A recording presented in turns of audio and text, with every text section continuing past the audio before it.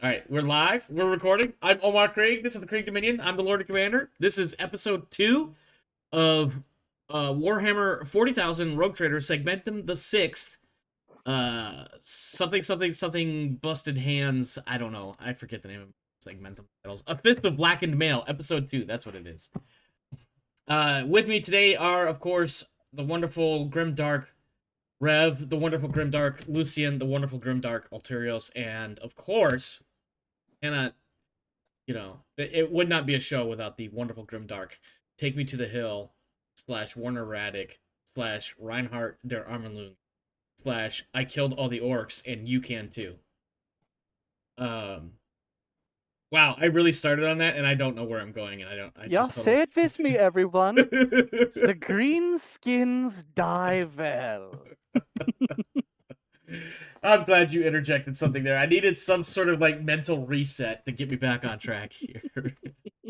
It has been about a week since we last were joined by our wonderful Grimdark players. Let's take a moment, check in with them, see what's new and exciting. And then we will resume our previous course through the warp. Starting with Rev, what's new and exciting for you, friend? Hi, insert mildly racist and technically accurate comment here. Let's just not. No. That sounds horrifying. Why would you do that to me? Why would you raise my blood pressure right off the bat like that? Oh, wait, because you're Rev Everett. That's why. Was it something I said? Anyway. Yes, actually. So, today was Kite's birthday. Happy birthday, Kite, by the way. I should have said that earlier. I totally spaced it. I'm sorry. Not that she knows me that well. Yeah, so she's not listening to this stream today. She had a very long day at work. But she came home and some technically frustrating patients. Not personally frustrating, but technically. She's still in her, I guess what most people would know is like residency, but they call it clinicals for DPTs.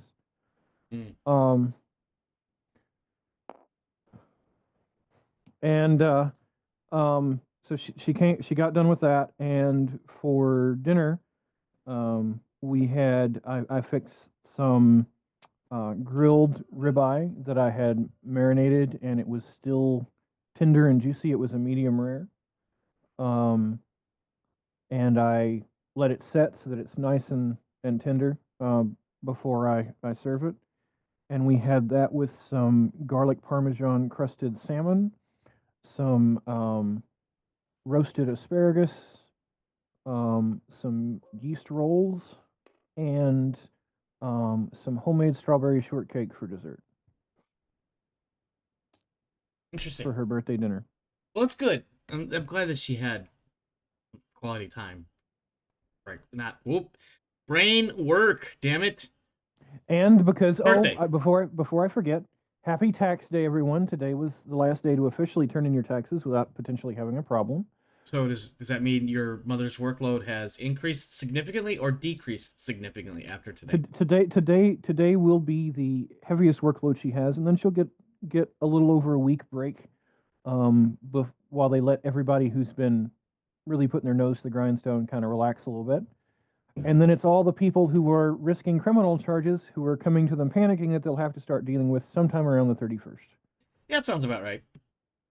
I did my taxes about a week and a half, 2 weeks ago. I think I told you guys this.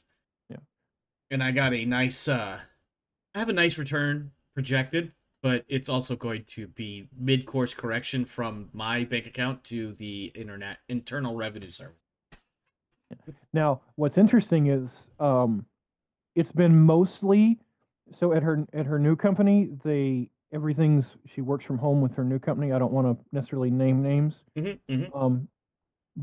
So people will call them and say, "Hey, they'll want the service that she does is if you're having trouble with your taxes, you push the right buttons on your computer with the programs associated with the company that she works for, and you end up talking to her so that she can do your taxes for you for additional fees." Right. But what people have been wanting them to do is talk to her and then have her sit there and hold their hand while they do their taxes, and that's not what her job is. No. It's either I do it, or you do it, but there is no if you have even if you have a question with part of it and you need help with part of it, I can do that.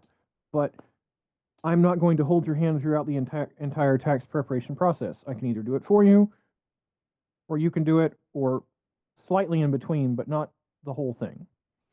But what she hasn't had, that she had several times with her previous company, is someone come in on one of the last days and say, "Hi, I haven't filed taxes in the past 5 years. Here is half of my relevant documents. Please help." Yuck. Yeah, that's. Or here is all of the documents that I had at the house, and I don't know what's relevant. Oh, by the way, I also have 3 different investment accounts, 2 small businesses, and an overseas tax shelter. Please help me sort it all out. Oh no. Oy, that's ridiculous. God, aren't people awesome? I have an overseas tax shelter. I'm trying to dodge taxes. Also, please help me not get arrested by the tax people. Mm-hmm. I might be slightly exaggerating about the tax shelter. She may or may not. She was concerned that one of her clients might have been involved in some level of human smuggling or trafficking Oh no. at her previous position, because of the way one of their businesses was set up to buy houses with partners on both sides of the border. Well then.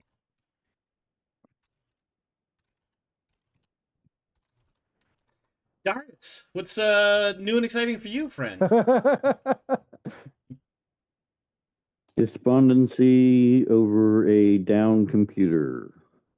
That is certainly an eloquent way to explain how life sucks because my computer won't turn on. I'm sorry. I don't mean to make fun of you specifically, just the situation. Because we have all, at some point or another, been in that situation where it's like, I can't do any of the things I want to do because the thing through which I do them is not functioning. Yes. Yeah. I can definitely sympathize. Being that for a while that was my only outlet to the outside world. But yeah, check the power supply. And hey, look at the bright side. At least it's not your RAM. Jesus. Why would that be a bright side? RAM is lifetime warranty.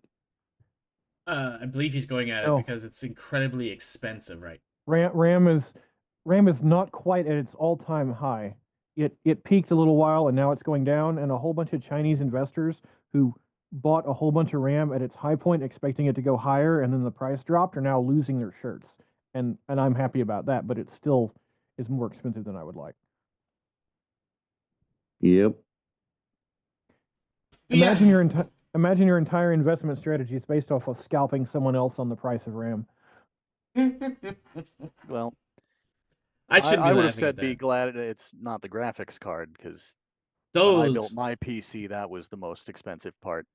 Well, I mean, it's in almost the terms price of of a like computer itself. in terms of overpriced, RAM is actually more overpriced than GPUs are right now. Wow. It's still more expensive to buy a GPU in most cases. It's just ridiculous how much those things are costing right now because of presumably AI and AI related things. What was it? Google that, or no, it was Microsoft's AI company just came out and said, "Hey, we found a way to do it a whole lot more efficiently with a lot less resource usage." And you literally watch the price of shoot, who's the biggest manufacturer RAM? I couldn't even. I think it's not Nvidia. Intel?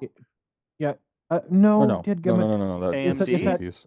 it's that Taiwanese company. I can't. Advanced Micro Devices? Is it AMD? Yeah, it was some no. Crucial? I can't think of who it was, but basically Okay. one of the RAM companies. You watch. Is their it stock Wayland just- Yutani? We're throwing out names left and right here. That's alien. But anyway, their stock price immediately started dropping. The way you said that, Yeah. Warner, by the way, the way you dragged out that, I was like, that's what it is. That's what I was expecting you to say. That's what it is. Oh no, Oh no? I left my iced tea in the other room. Oh dear. Moving on. Alterios. I'm sorry, Lucian, did you have anything else you wanted to throw out there since we totally hijacked your spotlight? I'd never do that. Not really. Okay. All right. Alterios, what do you got that we're gonna just absolutely hijack your spotlight for? There's a very fine walk in the mountains, yes. Hey, you made a new lifelong friend too, I hear. Yeah, I was not expecting that. I was not either. It's funny how that worked out. The lady Oh, luck shined on thee. I was thinking, what mountains do you have in Florida? And then I realized y'all are talking about the game. Yeah. His Yeah. character, they ran into a random mountain man, and in exchange for a bow and a couple of arrows, he gave him a lucky coin that he found, bearing the symbol of the goddess of luck. Turns out this guy also happens to be a follower of the Lady Luck. And here I thought he hiked up from Florida toward the Appalachians. I mean, that could have done it too. But also, I feel like more meth would have been involved. Meth and or bath salts. I was going to say, whatever tokens you got from that man in the mountains, though, you'd probably need to be a little careful of. I'm sorry, Alterius. I realize I'm kind of shitting on your hometown or whatever, but let's be honest. Everybody shits on Florida. I was going to say, I grew up in Michigan. That's right, you did. I meant to ask you. If it's not too much to reveal, don't. But where did you grow up? Where in Michigan? Metro Detroit area, Shelby Township. Where? It's by Sterling Heights.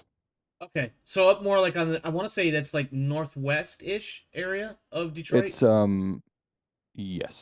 Okay, so I worked in Monroe in Southgate Oh, when I was an okay. Army recruiter, but I grew up in Holland. Ah, okay. I think Yeah. I've been up that way. So if you had said I worked in Monroe out of context, I would have thought you were talking about Louisiana. no, I mean I honestly don't know of any other Monroe cities outside of Monroe, Michigan, but that's only because I worked there, and because until I worked there, I didn't know Monroe was a place in Michigan. Well, if passing through, you could drive through Monroe without knowing you were there. Still one of the largest towns in north central Louisiana. There's towns in north central Louisiana? Sorry, that was a bad joke. Anything else, Alterial? Sorry. I warned you I was going to take the spotlight. Oh no, I was busy looking up where all exactly was. Yeah, we've been there on vacation, but I have not frequented there. And Monroe, I think same deal. Like that's a little too far south for me to. Yeah. I've been to on a regular basis. It's I've been to like Saginaw though, which is Saginaw is up north from you. yes. From there, That it's was up in one the hell of a thumb. drive. That was an hour and a half drive, and I had to do it every Thursday. Ew. Yeah. And then every More other like Thursday Saginaw. I'd have to go all the way out to Ann Arbor, which was another about hour drive. From Sterling Heights, Ann Arbor, yeah. I know. Yeah. Well, Ann Arbor is of course the home of University of Michigan. Was that for a job, Alterios? Yes, that was my IT. We worked at a school in one place and a doctor's office in another. Yeah, that's kind of what I was figuring. You had like clients that you had to drive out to. I mean, Let me at guess least if nothing your- else, the drives weren't horrible except for the stupid people on the roads next to you. I was gonna say, let me guess, your boss took you with the furthest away companies to drive to. Yeah, when he was done getting them all set up as he wanted, I was in charge of making sure preventive maintenance happened. Yeah. Yeah, I know that But pain. yeah, that's the perk of being a boss. Yeah. You get to send your You have minions to do that shit Yeah. you don't want to do. But, Listen, that's why my career path is always how do I become a not minion. Although Did you not get for the- nothing, did you get there's a the- certain liberty in being a minion. I was paid Did you- for drive time though, so Did you get the goggles and the overalls? no, I did not. Isn't that the best part of being a minion? No, actually, it's we- banana. We weren't issued with Sorry. those. We were secondary menus. In response to that, Uh-oh. because I don't like it, I say 6767. Clearly, you've not watched Yeah. the Minion movies, But but I you don't got have paid- kids either, so it's understandable. Well, no, I got paid for drive I'm time, aware. though, I'm so it aware wasn't of the too bad. reference. I'm aware of the reference. I Okay. just don't like it. What'd you say, Alterios? We've been shitting I all got over paid you for here. I got paid for drive time though, so. Oh, that's like, helpful. actually paid, so. That's helpful because there's Jesus, there was a time I drove. So we were in. I was in Monroe in Southgate, and whenever we had an applicant ready to actually join the army, we would drive them up to Troy, because that's where the local military entrance was. And there was a day in the middle of winter. Could you The see? Could you see snowstorm the horse hit. up there? Huh? When you went to Troy, could you see the horse? No, that's a Greek thing. Don't speak Greek to me. I won't follow. So driving up there that morning or that part of the day, the early part of the day, it was like the weather. We knew the weather was coming, and I'm like, I'm from Michigan. I know what weather is, but when it's Michigan forecasters saying, "Hey, there's weather coming," you might want to fucking pay attention because there's definitely weather coming. So like, okay, well, I'm just gonna drive up there, and whatever happens on the way back happens on the way back. Like I go home. I left Troy at like 12. It should have gotten me back to the office at like, I don't know, I think 1 or 1:30, maybe 2 on a slow traffic. You hit some really busy traffic or some point on 75 or some shit. It was like a 4-hour drive because of the snow that and the accumulation and all the other people.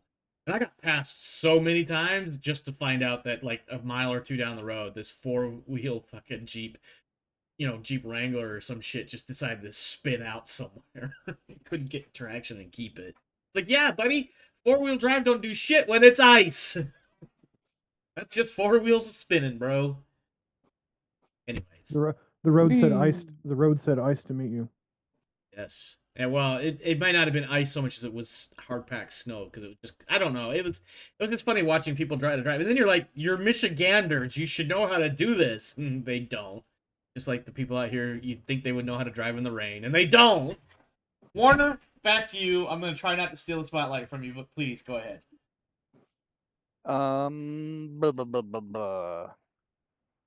Things. Things. I don't know if I told you this last week or not, but my buddy who had worked on getting me that interview Yes. said that his boss mentioned me and a position that was going to be coming open. So apparently the interview did leave a positive impression, even if I didn't get that job. But the possible thing coming open is also not, any kind of guarantee. So I'm still keeping my eyes open and my ear to the ground. And I mean, what else can you do at this point, right? Like, you just keep Yep. trying to press forward, and eventually things will line up. And I've been in that situation, not quite as long as you. But either way, whether it's a few days or a few months, it sucks. It sucks when you're in that boat. I didn't have the luxury of being in a situation where I had enough extra money laying around, to point a very vague brush. I didn't have a partner that had income of their own, so it was very much like, how do I survive 1 month to the next? Because financially, I'm dead in the water. But no, that sucks, man. My wife is a stay-at-home mom, Mm, so she has not been bringing in any. I thought any you know what? No, either. you. Sorry. But You did- I do have a severance from my former employer. That's always helpful. When that dries up, I will be swinging on just the unemployment insurance, and that will not be enough. So I was actually surprised when I had my surgery back in August, that the money that I got from the state to supplement, the no income I was going to have while I was recovering, I actually, on the order of like a fistful of dollars, I had a little bit more money than I would normally have been paid. I was like, all right, cool. I'm all right with this $50 extra that I wouldn't have gotten. Okay. I was surprised because I was expecting something like a 60 or 75%, 60 or 75% of what I would normally get, and yet here I am sitting at something like 105%. I was like, I will never complain again. In fact, let me see if there's a way I could not go back to work for yet one more week just to get an extra $25. Like, I mean, the advantage was, it was, in the grand scheme of things, it was next to nothing. But the fact was, dollar for dollar, I was making slightly more. But on that note, Warner, best of luck. I hope that this situation gets resolved soon. I know the pain. I know the pain.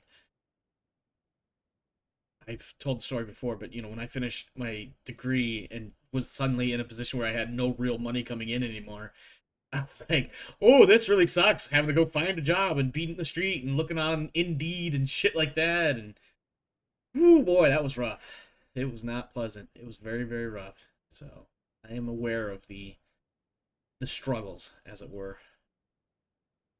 Well, that said, let's play this game because we're like 20 minutes in and we haven't done Yeah. anything Rogue Tradery. Other than Previously, jawing. what's that? Other than jawing. Yeah, which other is than very jawing. rogue Yeah. tradery. Rogue traders do have the skill called blather. It's really just they run their mouths and use it as a distraction effort.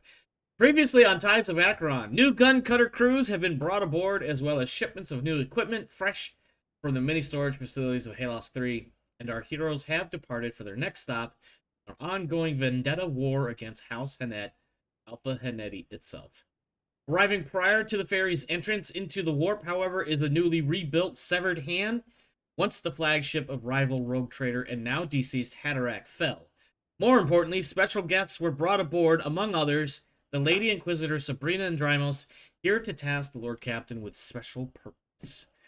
We had a 7-course meal, most recently, of which 6 of those courses were met with, I guess you could argue, enthusiastic support and response, but the 7th and final was a bit of a, well, it didn't quite meet standard. But that's fine. People were fed. People were happy. Some conversation was had. And then we retired for the evening. And it is now the following morning, at what might otherwise be 9 or 10 a.m. in the morning.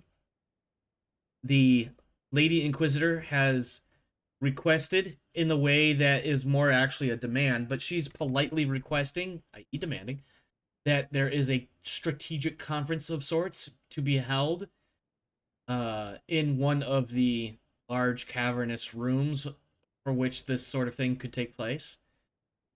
She has her 2 Deathwatch Space Marine bodyguards, oh god, my brain just suddenly stopped. Magos Biologus, V Delta Scran, and a couple of his retainers. The Sister Chatelaine, Anit von Hammersmark, is there as well.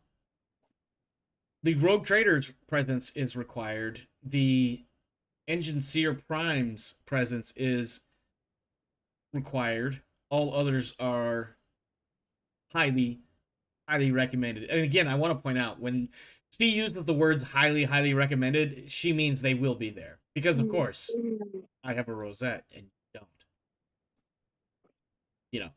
Is this thing on? Can you hear me now? Yeah. That was a Sorry, that was a reference to when I was in the military, because our rank was right here on our chest.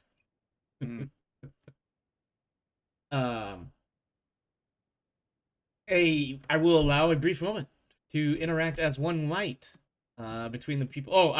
One final member I should mention is here. Marcellus Thale, former seneschal, is in this conference as well. Yay. This is a moment of, let's say, mingling before the official meeting gets underway. So if you want to interact with anybody, now is the time. Otherwise, shortly there will be a ting ting ting of somebody's glass or a bell or some sort of indicator that the meeting official is about to start. Well, before we get on to that, have we come to? I haven't heard back from you about the. We had talked about you getting back to us about what the taking on the level up of a trade would be. So trade armor, trade, voidcraft, Oh, and fuck what me. that would. I totally forgot about that. You did want to do something about some sort of crafting skill, correct? Uh-huh. Okay. Was there something in particular you wanted to work on right now? Or We were just wanting to know how the rules for that would look and work. Okay. Generally. Because we don't have an actual skill per se right. for that sort of thing. There is a trade skill. It's very much that's a little different, but it's very much a GM's discretion as to what we can do with that and what it looks like. Okay. Yeah, because like your seneschals have trade archaeologist, or it's a very general, very vague, as you suggested, GM's discretion sort of thing, with the way it seems. And I totally spaced it. I'm not gonna lie to you. I totally forgot about that whole thing when I was putting my notes together this weekend. So, just to remind you, Uh-huh. I don't know if Warner gets any trade level ups anytime soon, or Alturios. I suspect he does, Mm-hmm. even if he hasn't. We haven't really talked about it with Alturios and I, but I have talked about it with Darius. Well, And Yes, he- because Jace was doing like a armor smith sort of thing. Excuse me. Well, Yep. he gets trade armor and I believe another trade that he was considering. Shipwright. Shipwright. Okay. Now, and what I'm curious is what's the difference between trade shipwright and trade voidcraft? Because I get trade voidcraft, That's and a great question. I think Voidcraft is actually like understanding space in the void. Like, no, voidcraft is what the large ships that travel through their warp capable ships are called voidcraft, if I'm not mistaken, as in craft capable of going through the void. And so I'm wondering, does shipwright mean smaller ships and fighters and things, and voidcraft mean the big stuff, or that's like, and if so, does that mean I get to design ships or modify the big ships, or like what would that? Okay, I'm not even. so you're looking at PDF 89 or book 88 for the skill description, and this is probably like the most like basic breakdown of things. Warner's. Sorry. There's another book that goes into more detail of what a system like that would look like. Yeah, he And posted Warner an image from Dark Crusade. Yeah. it was from Dark Heresy. Dark Heresy, there Inquisitor's you go. Handbook. Yeah. Now, according to this, which is strictly just the Rogue Trader core book, it says trade and then shipwright used to design, upgrade, and create void-capable vessels. These are ships that go into the void. And then Voidfarer says used in day-to-day operation, logistics, and defense of starships. Basically, this would be. I don't know how that would necessarily be a trade skill, though. But mine's not Voidfarer either. It's Voidcraft. Voidcraft. See, that's not listed here, but it might be in Into the Storm. Did it into let the me Storm? let me double check to make sure that's what my skill reads as. I'm 90% sure it is. Because Voidfarer, the way it's written, sounds like your basic Void crew member, and I don't know how that would necessarily be a trade skill.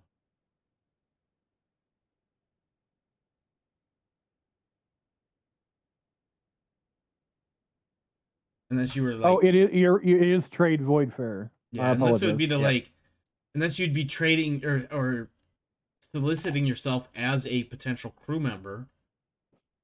You know what I mean? I just don't know how Voidfarer, the way it's written, that doesn't make any sense. That doesn't make any sense for a rogue trader. Certainly not, absolutely not for a rogue trader. I think here it's probably more that you would be consulted by other people with Voidcraft businesses saying, "Hey, how do you run a fleet?" And then what sort of things would we need to put into place to support your ability to be the leader? It'd be like being a consultant. Yeah, that would make sense. The only arch-militant trade that I will ever get access to is Armorer, and that comes at rank 7, so I'm not going to worry about that. Okay. Alturios, do you have any trades, just out of curiosity, as long as we're on the subject? I've not picked any up, no. But do you have the option for any? Was more what I was Exploratory. Oh, probably. I'd have to check the advancements. Here, give me a second. You might get a couple because you probably Chymist, perhaps. Alturios. What? Rank 1, you get trade armor and trade technomat. You could have been designing technological devices and armor for the crew the whole time. You could have He could have. He was busy building your combat servitor that was keeping your team alive. Hold on, I can't hear you yell back. If you take it, I'm not saying that you have to or do, you could use trade armor to actually increase the armor level of your combat servitor, if Omar agrees to it. I'm just as an example. Certainly wouldn't be opposed to. I mean, I'll say this much: if you guys present an idea for skill use, or just most of the time any ideas, you could throw them out to me, and we'll see what we can come up with. I fully admit this one was on me. I should have freaking tried to come up with something, and I forgot all about it this past weekend. I did my prep for the week. That one's completely on me. Yeah, and at rank 6 you get shipwright, so you can tweak the ship potentially. But it's up to you. You do your character how you want to. I'm just looking at your stuff. He's just looking at you going, I'm going to work on my servitor. Serval skulls and combat in particular. Actually, he has trade Technomant as a starting skill as well. I just looked at that too. I was like, I bet he gets that one. I was So And so when I looked at those, I thought that was for determining something's value or actually committing trade. Like, I didn't know it was like skill, like a job That's skill. fine. Well, it's trade. It's trade in the archaic sense of learn a trade. yeah, like a skill. that Yeah, you but can- I thought you that was earn- just like knowledge of like I didn't know you could even fabricate things in this rule set. Like I You thought it was can't. just That's what Oh. that's what the It- trade it- skill oh, is. this And then the guy's trying to, like, specializations narrow it upsell down. this weird tech. You roll a trade skill to make sure you're not getting swindled. Yeah, not He- quite. That He would be has under trade barter, Explorator actually. as well Yeah. at rank But 3. for example, with both armor and technomat, if there's a piece of gear that you have that's common, you could in theory also spend a certain amount of time over either a session or multiple sessions, up to Omar's discretion, shifting it from common crafted to best or even or just good crafted. Or maybe increasing some sort of stat. Yeah. You know, if it's an armor piece that gives you +3 armor, maybe after a while, fucking around with different plating or different materials, you could turn it into. Well, if you example. well, so for example, just moving it up to best crafted would give it +1 to armor level. Oh yeah, by default, yeah. That said, I do apologize. I should have done it this weekend, but sorry for the bit of the derail there. no, that's fine. But I just deserve one that. more example for Alturios in case it sparks some idea for him. One of the things that Darius and I were talking about is possibly taking the shields Mhm. that our and Omar seemed to think it was an okay idea, which is why I'm saying it on stream.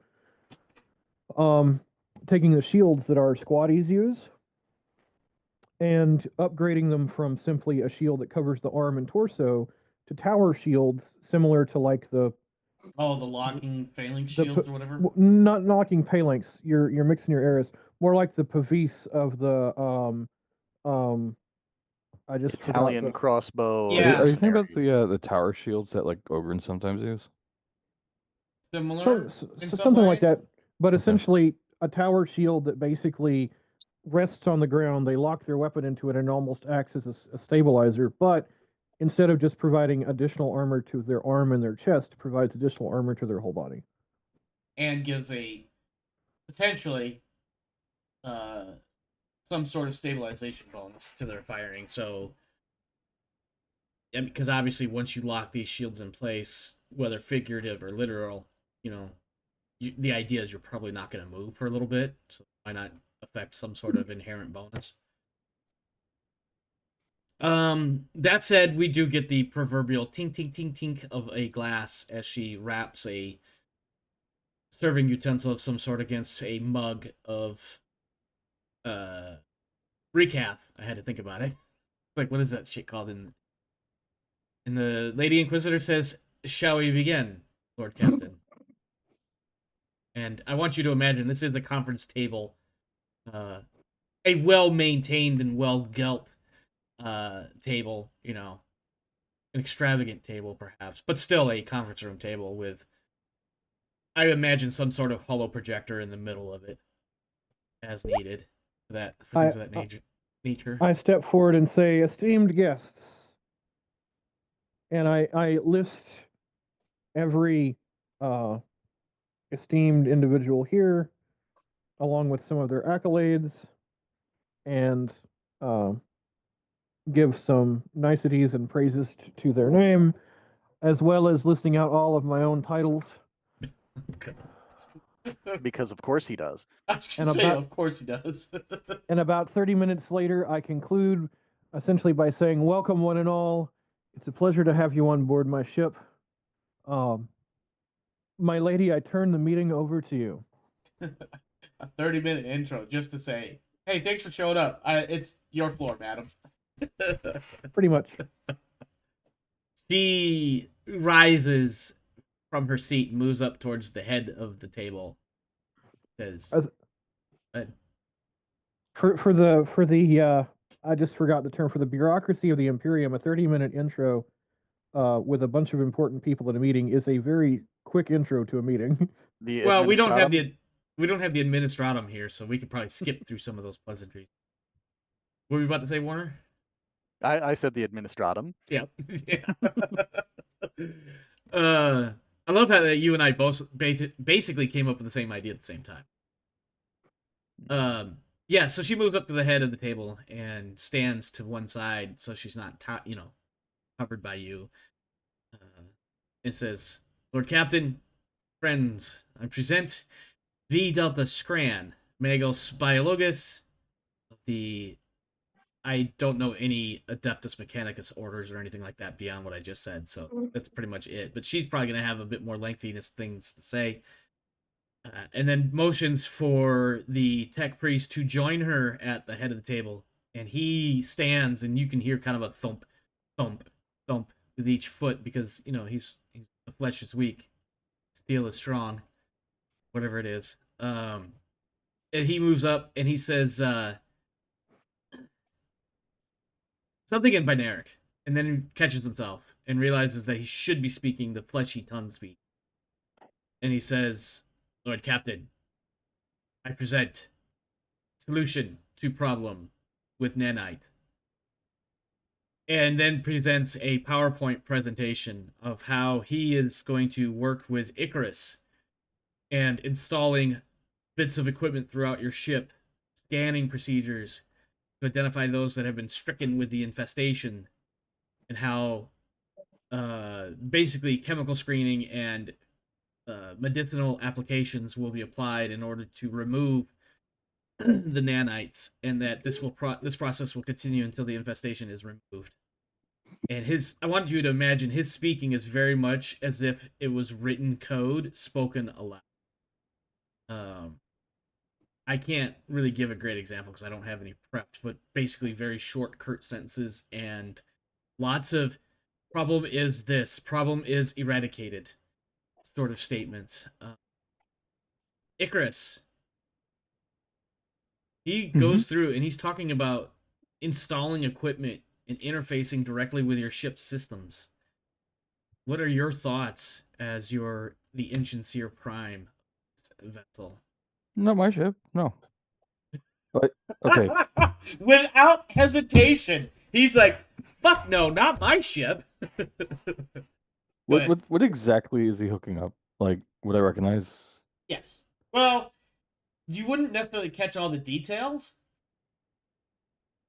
but you do recognize to some extent varying degrees of biometric scanning systems that will be used to detect infested people, and then a bunch of equipment that will be set up in an area near the Enginarium for him to work and to basically inoculate people. He's even taking up space in my Enginarium. Above the table, my character is very eager to solve this problem, but I'm also looking to observe Icarus's reaction as to whether or not he is your response, Altruis, is your character's response more, ooh, new tech, or is it more like, something different? Rather bet it's more concern for other people plugging things into the ship. He's at the very least going to he's at least very least going to be watching every single step of this.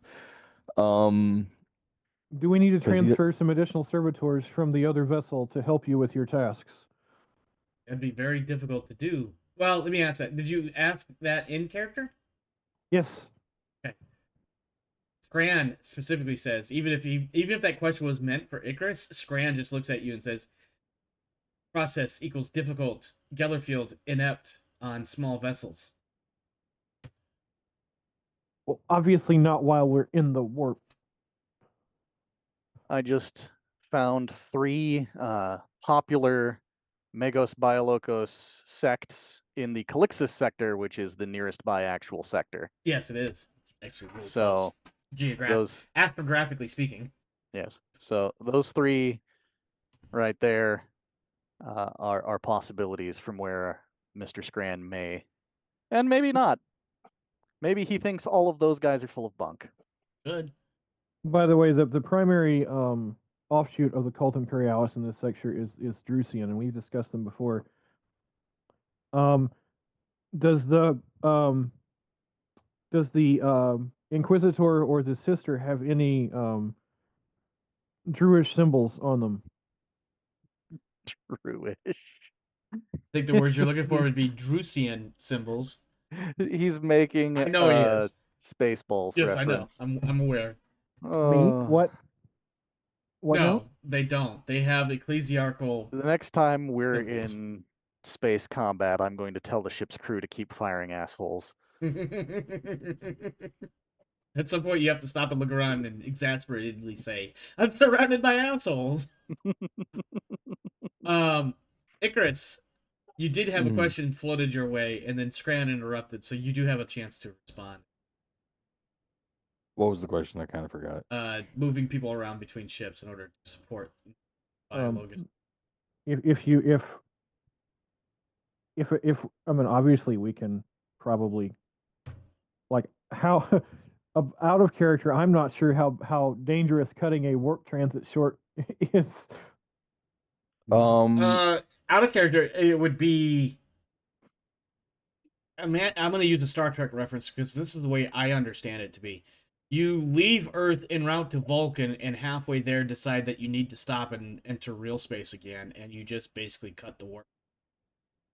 Not like, I mean, there's a procedure to do it safely, obviously. So there would be. That was my understanding. Yeah. But I also thought perhaps there was some negatives I was unaware of. No, I imagine the problem there might just be that you might not come out where you think you are because you've. Of the warpness, I'm aware. Yeah. Effectively, yeah. I guess my next question would be, because remember the other ship has a lot of servitors, and if necessary can make more servitors. I mean, we could always convert some of our pre-servitors into servitors. I love how you specified you could change your pre-servitors into actual servitors. You could, but that requires actual work on your part. There's automated systems on the other ship specifically for that function.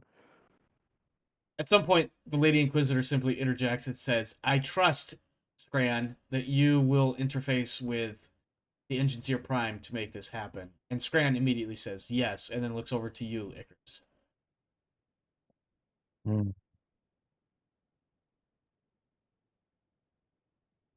I say, Icarus, if you have any concerns for my ship and the transition process, please bring them to me. I will support you with whatever you need. From what little he's described, like, do I know what systems he needs access to? Yeah. He's going to need effectively access to life support.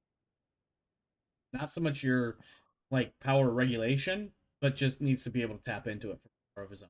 I'm guessing the power, like, like, unless he wants to bring, like, yeah, he'd have to bring his own generators otherwise. Yeah, that would just be inefficient. But yeah, otherwise it's basically just tapping into like the life support and to some extent some secondary, tertiary like support systems.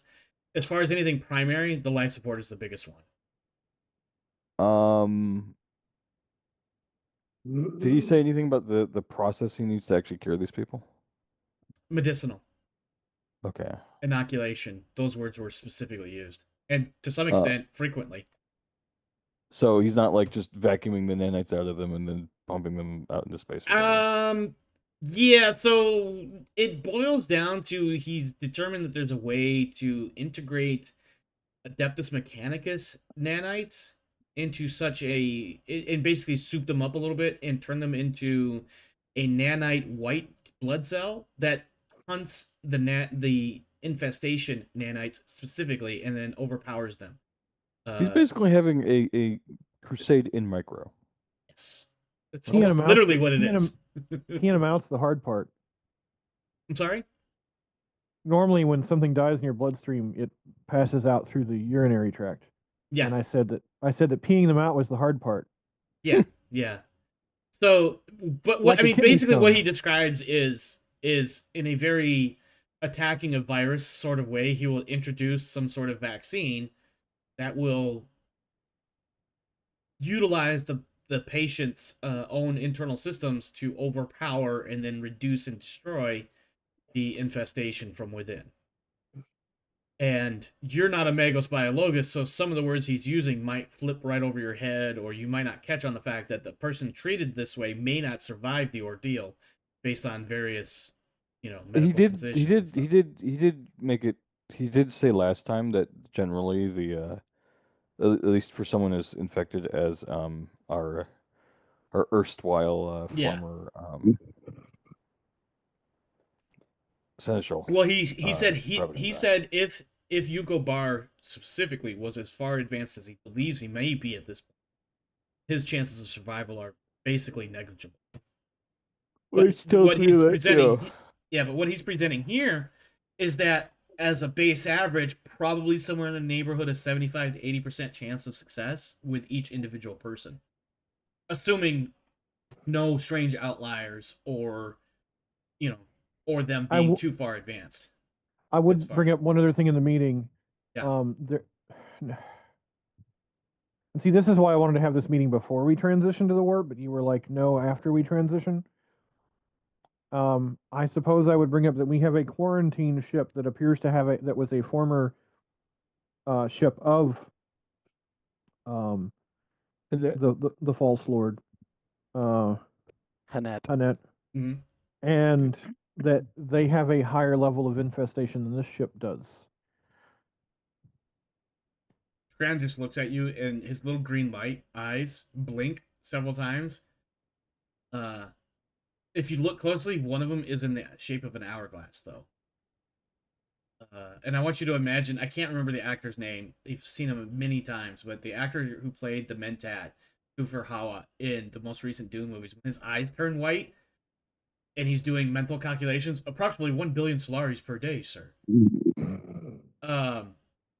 He has one of those moments himself, except instead of turning all white, his little green eyes turn into, instead of pupils, they become hourglasses in the back.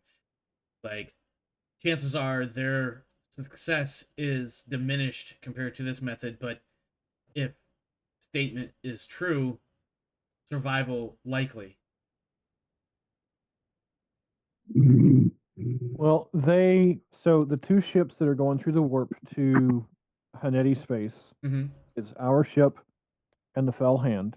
Well, or sorry, the Severed Hand. Sorry. I was going to ask that. Did the Parallels hang out somewhere else? I forget. The Parallels and the two ships that were not at full crew are headed back to our capital. Okay. Yeah, but with an understanding, particularly that the ships with a lowered crew strength are essentially under quarantine for the time being. Yes. So, you mentioned that to Scran as well, I imagine. Yes. Then he also says, addendum, when complete at next stage, and return to Regius Prime.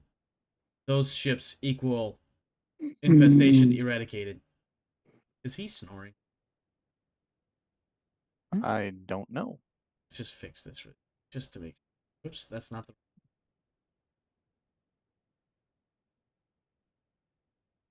So basically, what he says is that once this process is complete here,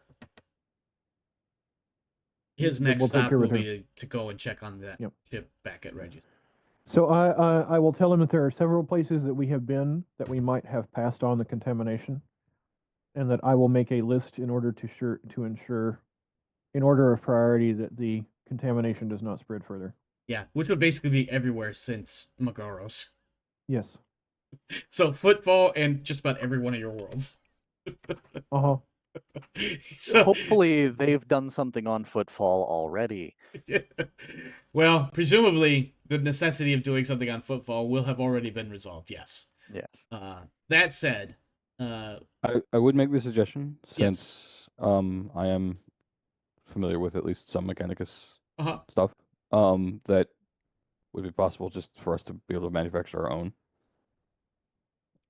Manufacture And your just, own. Like cure nanites. Yes. Scran will look at you. He looks at you and he says, he actually blasts you in binaric and he says, AdMech nanite reproduction process information, closely guarded secret. Have special remit to share pertinent information with you should need arise. And this takes like a tenth of a second to blast you that information. He doesn't. Now, mind you, he says that sentence or two or three. He does not give you the actual schematics or what have you. He's basically telling me it's kind of need to know, and if I need to know, I'll know. Yeah, but he's also doing it in a. It's the polite. Like, yeah. He's not being a dick about it. He's just saying like if that need arises, that information will be shared. Okay. Yeah, I figured like he has permission to do it, but he also has. I got more of a. I'm not really supposed to tell you. Well, it's more like he's got permission to share that information if he needs to, but he's also been instructed don't share it unless you need to. But if you do, you may. Knowing the Mechanicus and all their secrets. Yeah, exactly. Can't let those monkeys outside the Mechanicus know anything. Yeah, the flesh is weak, and their resolve is weaker. Well, on a physical, basically, if I'm hearing any of this, simply because it's on a by a physical courier at some point in the past, a what do they call it? Something, is it Plast or is that Star Trek or Star Wars? What do they call the actual physical document? It's like the synthetic paper plastic thing. Oh, well, do they call I think they call it just vellum. I mean, vellum is like the precursor vellum is scroll paper. Vellum is like the official thing that like important documents are written on. But anyway, so there will be a handwritten, essentially short letter sent to Icarus at some point that basically says knowledge of nanite production could be very useful and lucrative to our future endeavors if you are able to acquire it. You get a private DM ding in your upper left screen of your. No, I'm specifically not sending this over digital because I don't know. Tech Priest. Yes, I don't know what fingers this Tech Priest has in our system. Yeah. At that point, Scran just simply closes down his little PowerPoint slide setup and looks to the rest of you and says, unless questions equals true, revert to Lady Inquisitor. I'm assuming there are no further questions. Yes. Now Reinhardt will stand up and ask, may I be the first to undergo said treatment? Scran looks to Icarus and blasts you in Benaric again. He says, this man I know not beyond designation arch-militant. I shoot back, crew importance equals critical. I was gonna say, what is the relationship, like day-to-day relationship between Icarus and Reinhardt? I think you just got it. Like crew importance critical. Crew importance critical because he's your bodyguard. So next to you, he's probably the most important person on the crew. Yeah. No, I'm like, let's say hypothetically at some point we've had a discussion about who is most important to the running of this ship. Obviously, I'm the most important. Yeah. I'm sorry. I'm going to interject intentionally here. I love how he's like, obviously, I'm the most important. Well, my character has no qualms about that, but no, I know. All right, please continue. I feel like this might have been something discussed over dinner at some point. Yeah, some sort of Reinhardt hierarchy. likely view both Icarus and the Navigator as more important than himself. Yes, I would probably say myself and then my second in command because they're in charge if I'm not around. Mm-hmm. Your second in command is dying. Yes, I'm aware. Actually, the one who I still think of as my second in command is now finally back on board the ship where he should be. I think at some point Marcellus just looks at you like, "Yes, I have returned."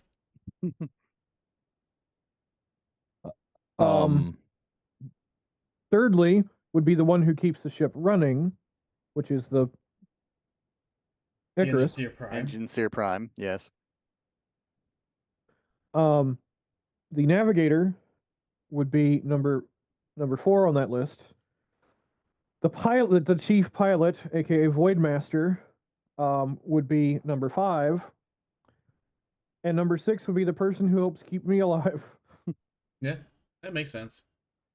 Yeah, but you're very inefficient if you're dead. So, like, you know, Efficiency Being in the top 10 is still critical. I'm happy to be. I wasn't saying it 10. wasn't critical, but I thought it would be funny to list out who.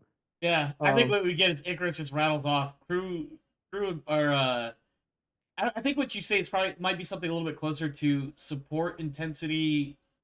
No,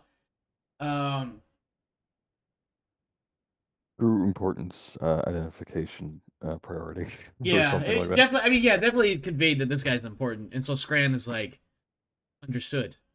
If no other priority, or no, if priority critical, highest priority assigned, first priority assigned, will begin testing as soon as ready. I tried to put that in code speak. It did not come out very well, but yeah. Basically, Reinhardt's whole point to this is going, I think I'm pretty tough, and I want to be the one to muscle through it if there's any absolutely. Chance that this could be dangerous to the rest of the crew. Do you use the word huckleberry? I do not use the word huckleberry, although I wish I could. I don't know if huckleberries exist in the 41st millennium. I wonder how you would say huckleberry with a Bavarian accent. You just did. Yeah, but I'm not sure that is correct. Huckleberry? No, that's Frenchish. Anyway, at this point, we need a Japanese accented character to say refrigerator, Omar. No. Raspberries. Oh no, wait, not raspberries. Strawberries are erdberries. The Lady Inquisitor then turns. Well, let me rephrase that. Scran dismisses himself and returns to his seat at the table, and Lady Inquisitor now begins speaking. And she says, "Lord Captain, I have special remit proved by, I suppose in this case it would, the next closest legal or law-bound entity would be the governor of the Calixus sector. Not that they necessarily have ownership over the Koronus Expanse, but probably the next closest seat of legitimacy outside of a Lady Inquisitor. Where it needs to go. What's that? They make sure the tithe goes where it needs to go. I would be rankled because the person that my warrant of trade says I answer to is the throne of the Imperium itself. Yes. Some stupid sector governor has no sway over me. I love how you're like, some stupid ass sector governor, as if he's not already important for trillions of lives. At any rate, trillions of lives is a thing. Also, if she's in the Inquisition, she probably doesn't think much of it. No. But basically what she comes up with is that, she has... Let me back up. At any rate, Lord Captain, I have acquired and been granted special remit to assign a task that I find that you will find most in agreement with your current predicament regarding Davros Hennet. In short, and at this point she looks over at Reinhardt and says, his life is forfeit, Davros Hennet. His life is properties, his titles, none of them were ever official in any way, shape, or form as per Governor Elixis sector. And therefore, as far as I am concerned, so neither is his life. Therefore, at your discretion, are to remove him from his presumed positions of authority, and for that matter, remove him from his mortal coil. And mind you, she's saying this as though she's talking. Obviously, she's talking to the Lord Captain, but she's looking at Reinhardt in particular. I will give her the military nod. Mm-hmm. Mm-hmm. My lady, I would, Go ahead. in addition to curing the virus, I would ask for one additional boon for my services rendered at removing not only a traitor to the Imperium for taking power he has not been granted by the Imperial throne, but also at one who is a heretic via consorting with Xenos. For removing him, I ask for one additional boon. If And it that be within is? your... I wish that a letter of marque be added on to my warrant of trade. To what extent? That is the extent. You do Private understand, hearing. of course, that a letter of marque can be as wide or narrowly focused as needed. So I ask, what is your intention with said letter of marque? My letter of marque be that at my discretion, anyone who I consider to be either traitors to the Imperium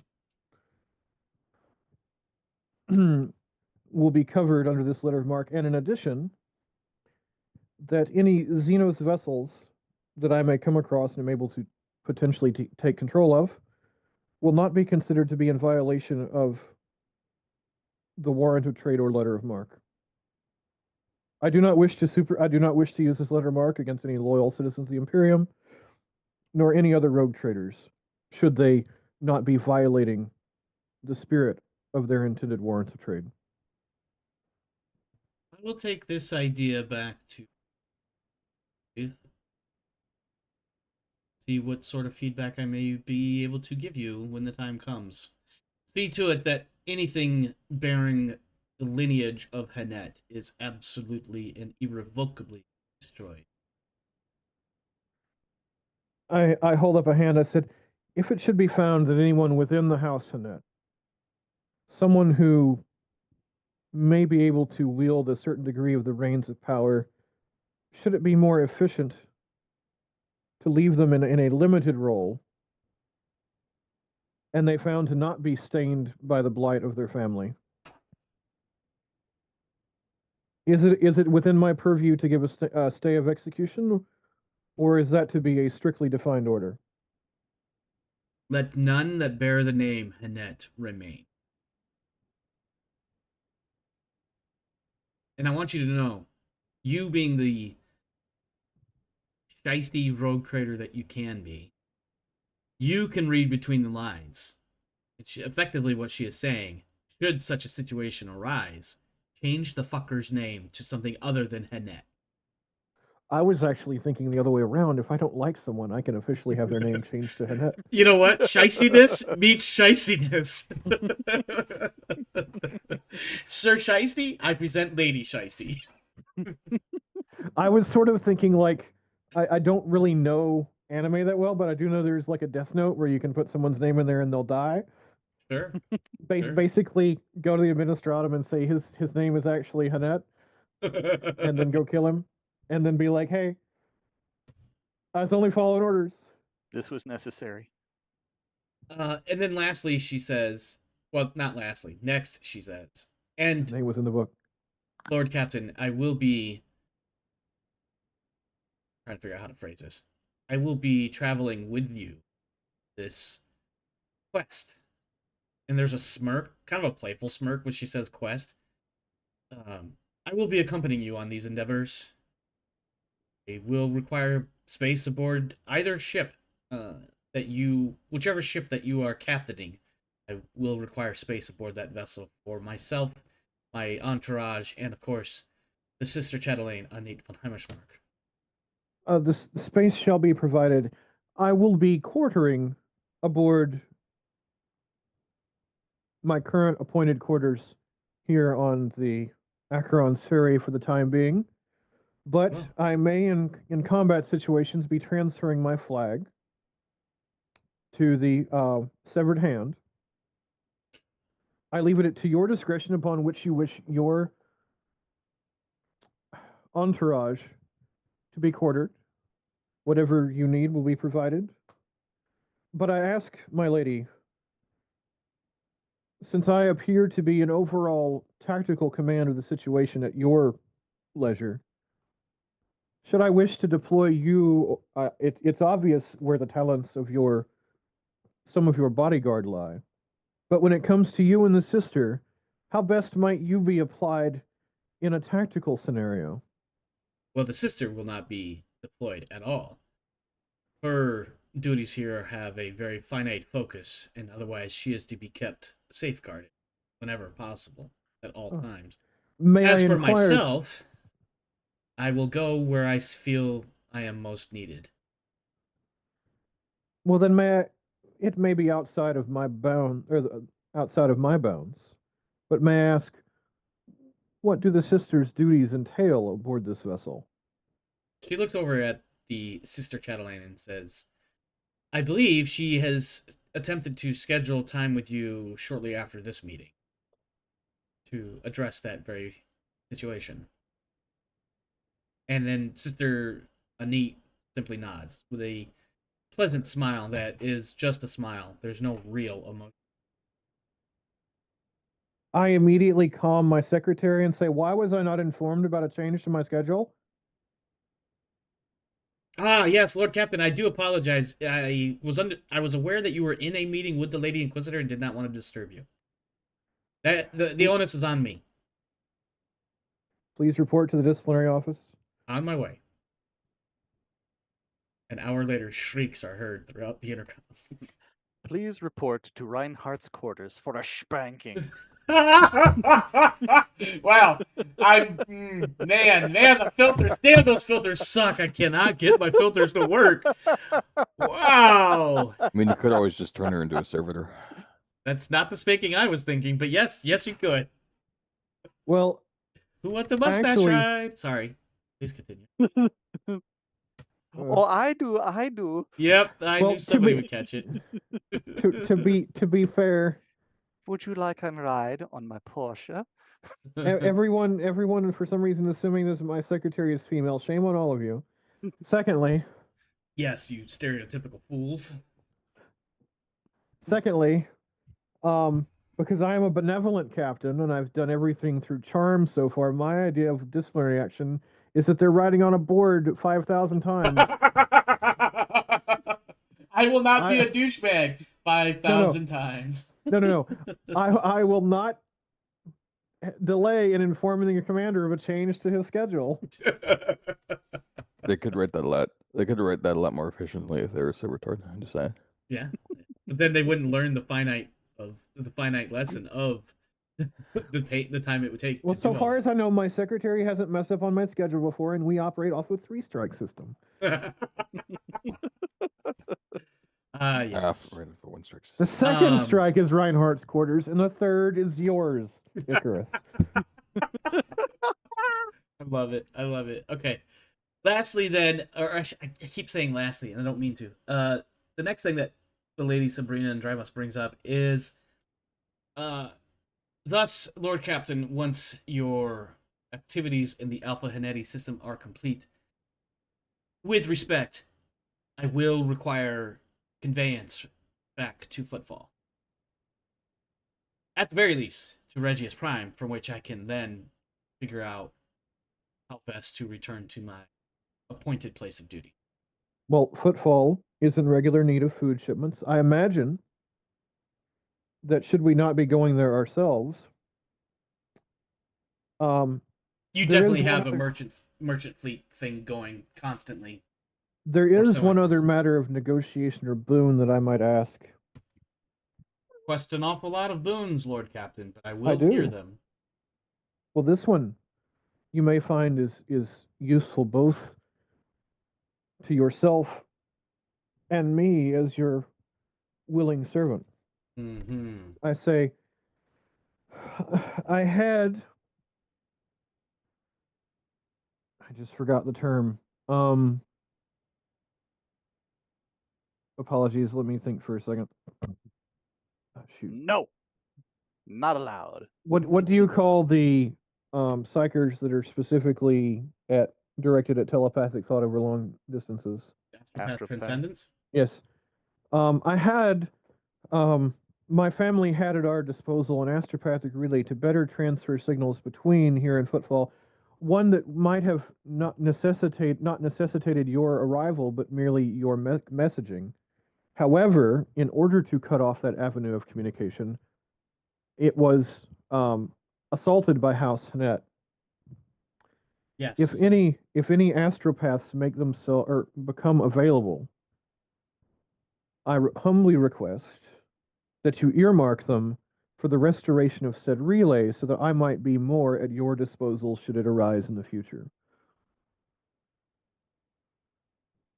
I will convey this message back to. We'll warn you, such a request may take several years to fulfill, if they choose to fulfill it. Will probably be best to. It would probably be best to attempt to acquire astropaths of your own if you such a position.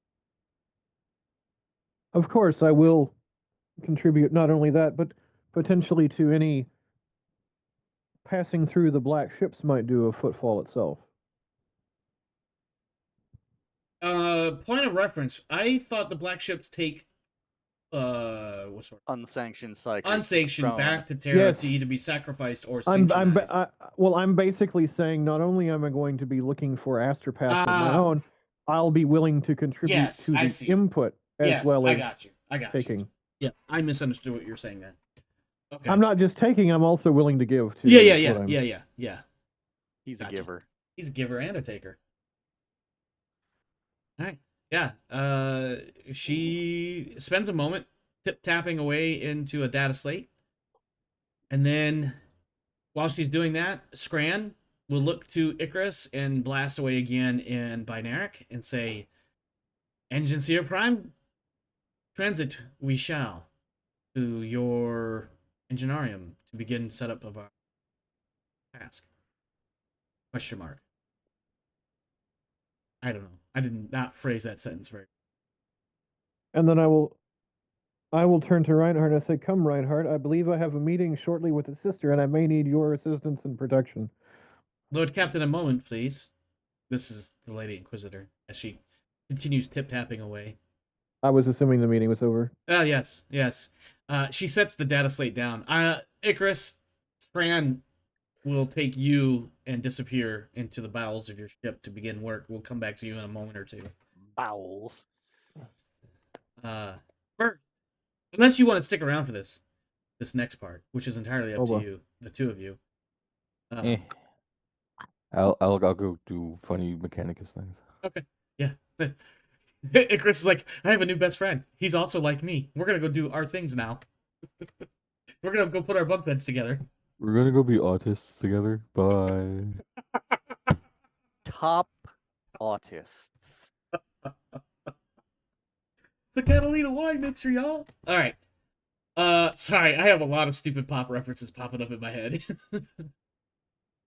The lady Sabrina.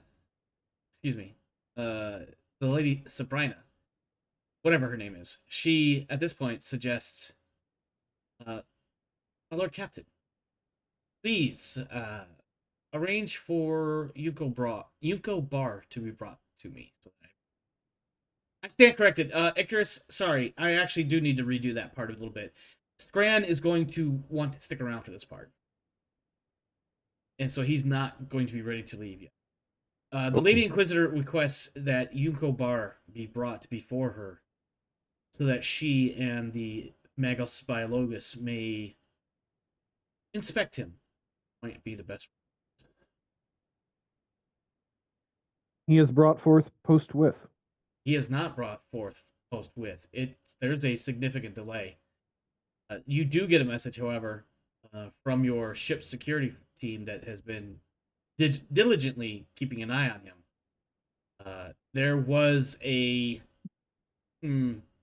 not quite an altercation. You are given indications that Barr was initially non-responsive to verbal commands, and that after a moment or two, ultimately your local security or armsman, whatever, decided that they needed to physically drag him up to this conference room.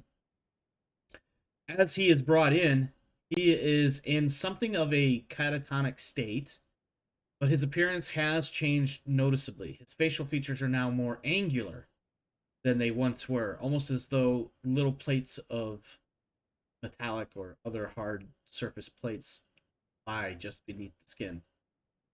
Oh, I'm drawing a weapon if I You don't have a chance to. I mean, you could still draw it, yes, but Andrymus sees this and without hesitation fires a hell pistol in his face. The two armsmen who are holding him upright suddenly step back as though their lives might very well be forfeit otherwise. I'm watching for black goo. Yes, and black goo does begin to form or pool in what remains of this person's brain dome. Scran is making what's the word I'm looking for here?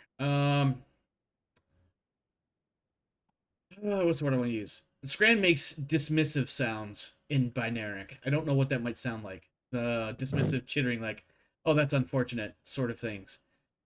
Sounds. As the black goo begins to coalesce under the body, the salamander space marine steps forward with a heavy flamer in hand and begins cooking. Yeah. Begins cooking Yunko Bar, so that even his ashes become fiery bits. There is now a grotesque scorch mark in the middle of your floor. And after a moment, Lady Sabrina says, I do apologize, Lord Captain. We'll expend some resources to fix the floor of your ship. It's a pity he couldn't be saved. It is unfortunate. Barring no other interruptions. Oh, I see what you did there. Sorry. Is there anything else you wish to address, my lady? I believe that is it. And she actually looks over to the Sister Chatelaine and says, actually, she doesn't say anything. The Sister Chatelaine nods and has nothing else. So, by your leave, Lord Captain. This is obviously a formality and not so much a actual requesting your permission. The Lady Inquisitor departs the room, unless there was something else you wanted to. No. I've made all of my boon requests, as it were. You really wanted to say demands, didn't you? But this is the Inquisition. You don't demand the Inquisition do shit. Sorry. Usually the Inquisition demands you. Well, you certainly don't expect a response if you do demand. Yeah. Yeah, you probably won't live long enough. So let's go over to Scran and Icarus. Scran, let's see. Scran follows you, Icarus, down to the Enginarium. Yep. Have any questions or things you would like to share with him? He'll need to. I'll have the servitors and servo skulls kind of clear a spot wherever he thinks he needs equipment. Yeah. So the first thing is he needing besides power hookups? Yeah. So he basically, that I've used this. Sorry, my brain is trying to go faster. I didn't designate specific things that he was going to need. I just kind of like generic coverall equipment. So he has a handful of tech priests, like junior members, tech adepts, or whatever the correct terms might. Yes, the interns. Yeah, basically Acolytes. Tech interns, acolytes. There you go. They, as you guys walk out of the conference room, there's a handful of these guys sitting outside, and they have a number of carts and boxes and things of that nature. And there's servitors that help drag shit along. and they follow you guys down to the Enginarium. And he above the table. Yes. I just want to know how Altrius, how much does Icarus sneer at how much of these acolytes are still flesh and blood as opposed to machine? That they'll if they actually do well, they'll get there eventually. No big deal. I was just wondering if it was more of a sneering or like, ah, yes, new Yes, people. acolytes. The flesh is so weak.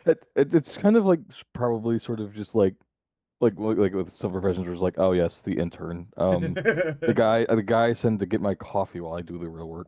Yep. Well, there's the two reactions you have from some people. Say, oh yes, the interns, and other people like, ugh, interns. And I was just curious where Icarus was on that scale. I mean, he with his upbringing, he knows what it's like to be at bottom of the system, basically, because he was the Forge World, and I believe Enslaved. Well, that happened later, so he's used to that too. So like, well, it's sort of like, yes, interns. He views them more as like necessary evil. Pre-tech priests more than just like something you have to deal with. There's somewhere between pre-servitor and pre-tech priest. It just depends on what choices they make. Yeah, they make well, then they weren't cut out for the job. Yeah. I think while we're setting up, and we're just trying to memorize like the equipment in and of itself. So if I have to mimic one of these setups later, for whatever reason, like say on another planet where yeah, if you encounter this infestation all over again, you have to deal with it yourselves. Yeah.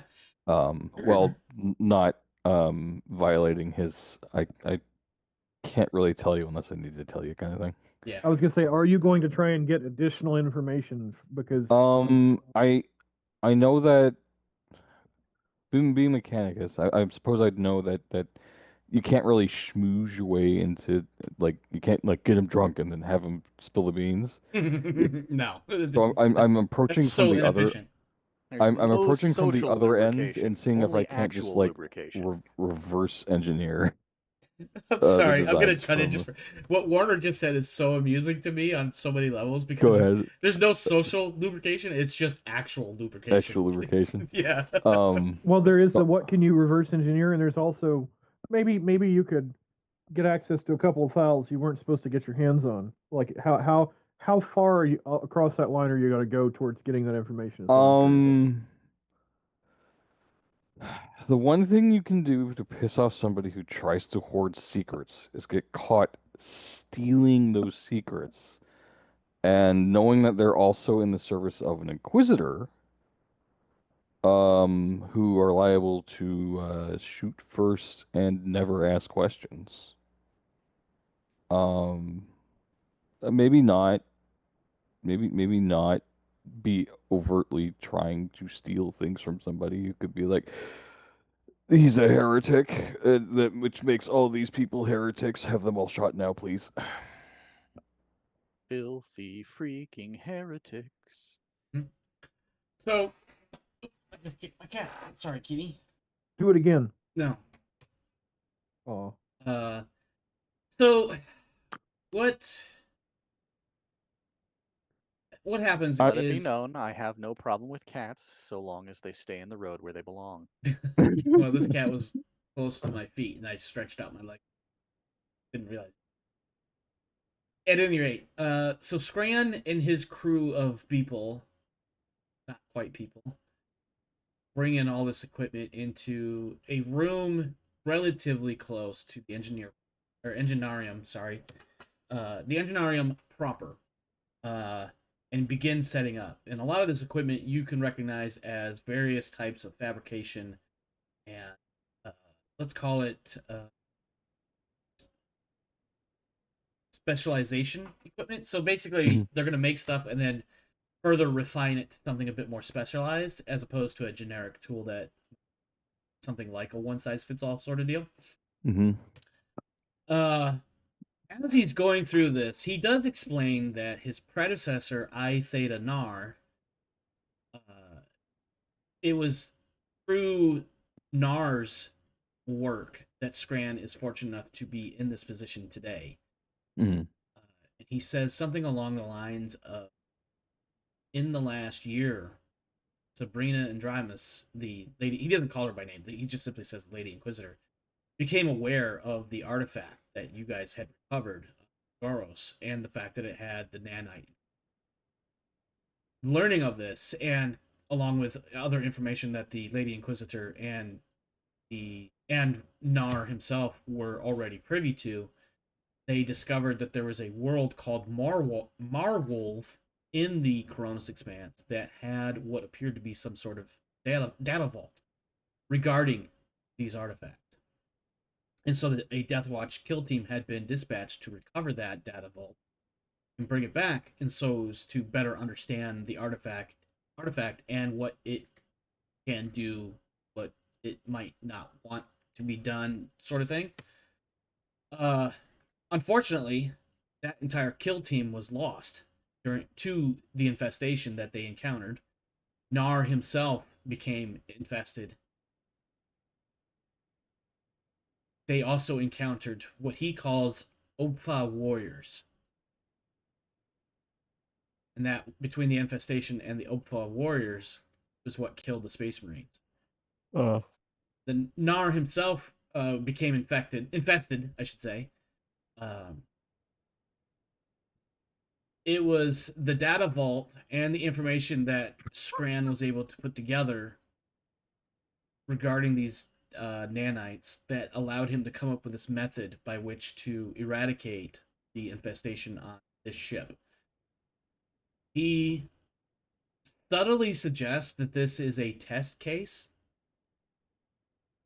to prove the concept, and that if successful, it will be available for use as needed moving forward. Okay. And of course, all of this conversation is in binaric. And I want to note that it is in, let's call it encrypted binaric. And by that I mean this is a private conversation between the two of you so that even other tech priests won't be able to catch all the things that are being said.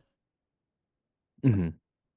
In particular, this story of Marwolf, the data vault, the Space Marines being slaughtered by Opfa warriors, like, you should be picking up on the subtle clues that this is information that is very, one, personal, because you do get the feeling that Nar and Scran had a close relationship as, teacher-student sort of thing. Mm-hmm. But also, the sensitivity of this information, both from the Omnissiah and the God Emperor. Like, this is not information that you want the average layperson to know about because of how the Imperium is structured. But he also then goes on to explain the process by which we are going to do all of these things. And first step is installing all this equipment,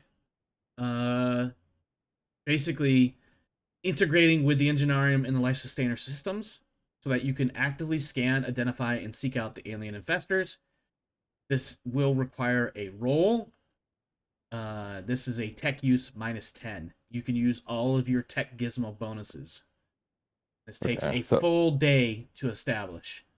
I believe that means as long as I don't roll a 95 or above, I'm good. Okay. Was your original like a 105 or something like that? It was like 114 with all the stuff I have. Yeah, so basically a 95 or lower. Man, this is a lot different than... Okay. This does take all day. So that's only step one of a 3-step process. While you and Scran continue to do all that work, we're going to go back to the Lord Captain and his sit down with the Sister Chatelaine. What's her face? Is there a separate thing I have to do to kind of like mentally note like what's going into this? Just maybe see if I can replicate it. Let me see. Do you have Trade Technomat? Only to bring it back up again. I believe it's one of my starting skills, if I remember correctly. Yes, it is. It would be available early on, yes. It's one of his starting skills. Let me He just literally double has check, it by make sure. default. Yeah. Yeah, trade technomat would be so used to maintain and repair technological devices, but through rote memorization rather than true understanding. So you're literally watching him work, and you're taking note of every single thing he does, every little ritual, every motion, every bit of unguent, and every bit of incense, and you're trying to like commit it to permanent memory, in case you have to do this yourself unassisted, or as the lead effort, and have others assisting you. So yeah, that definitely sounds like trade technomat. All right, Memorize that's that a crap. 63. I'm going to spend a fate point to make it 73. Okay, 73. Because I know how the dice can sometimes fuck me over. Yeah, they're gonna come and hit you hard real soon because you got a 23 and a 26. Yeah, so you watch how he sets all this stuff up, and you have now learned, as you're paying attention and assisting, how to set up effectively infestation scanning and detection equipment. Okay. Let's go back to the Sister Chatelaine, Sister Anit von Hammersmark, and the Lord Captain in a private setting. Although I believe Reinhardt is there as well. Yes, I was requested, so I'll be Nearby. standing behind the Lord Captain with the distinct look of a soldier that's been told he can't hear anything. I am afraid of no man, but that thing, she scares me. You know what? As a man in this world, women scare me too. As you Well, guys, sorry, go ahead. the woman who smiles at everything, even when she's not in a position of power, concerns me more. Yeah, yeah. So you guys do retire. I imagine you retire to like a small meeting room fit for a few people. Refreshments are available, I'm sure, because it's a rogue trader. Why wouldn't they be? Why would I retire to some random room when I have my own office suite? Absolutely. If you want to retire to your own office, she will be more than happy to follow you. I And also when may I have say more additional than happy, it's got that same stupid happy smile that has no happiness in the eyes. I may also hopefully have additional security features in that portion of the ship. Yeah, you have a couple of armsmen outside your personal office, of course. I meant like hidden gun ports. Sure. She's still rocking around with the Death Watch guards. Not this one. She has no guards of her own. Okay. Sabrina Andrimos, on the other hand, you cannot see her without the Space Marine. At least one of those two Space Marines nearby, if not both. Wow. It must be important. Above the table, how much of the Data Vault Death Watch people die in situation do you relate to us at some point? That'll be a question best answered by Icarus at another time. Okay. At any rate, she follows you into your personal office. I imagine you're going to offer her a seat. She'll take it. You perhaps offer her a drink. She'll take some wine of your choice. I have a bottle of Amasec. There you go. Emisec sounds. In fact, she says it. She just says it in a slightly more creepy way than I did. Because I'm really loving the fact that she's playing this creep. And she waits for you to get situated before she begins her presentation, as it were. I try to remain as cool and calm as possible and appear to be as relaxed as possible. She watches you the whole time with that strange smile on her face.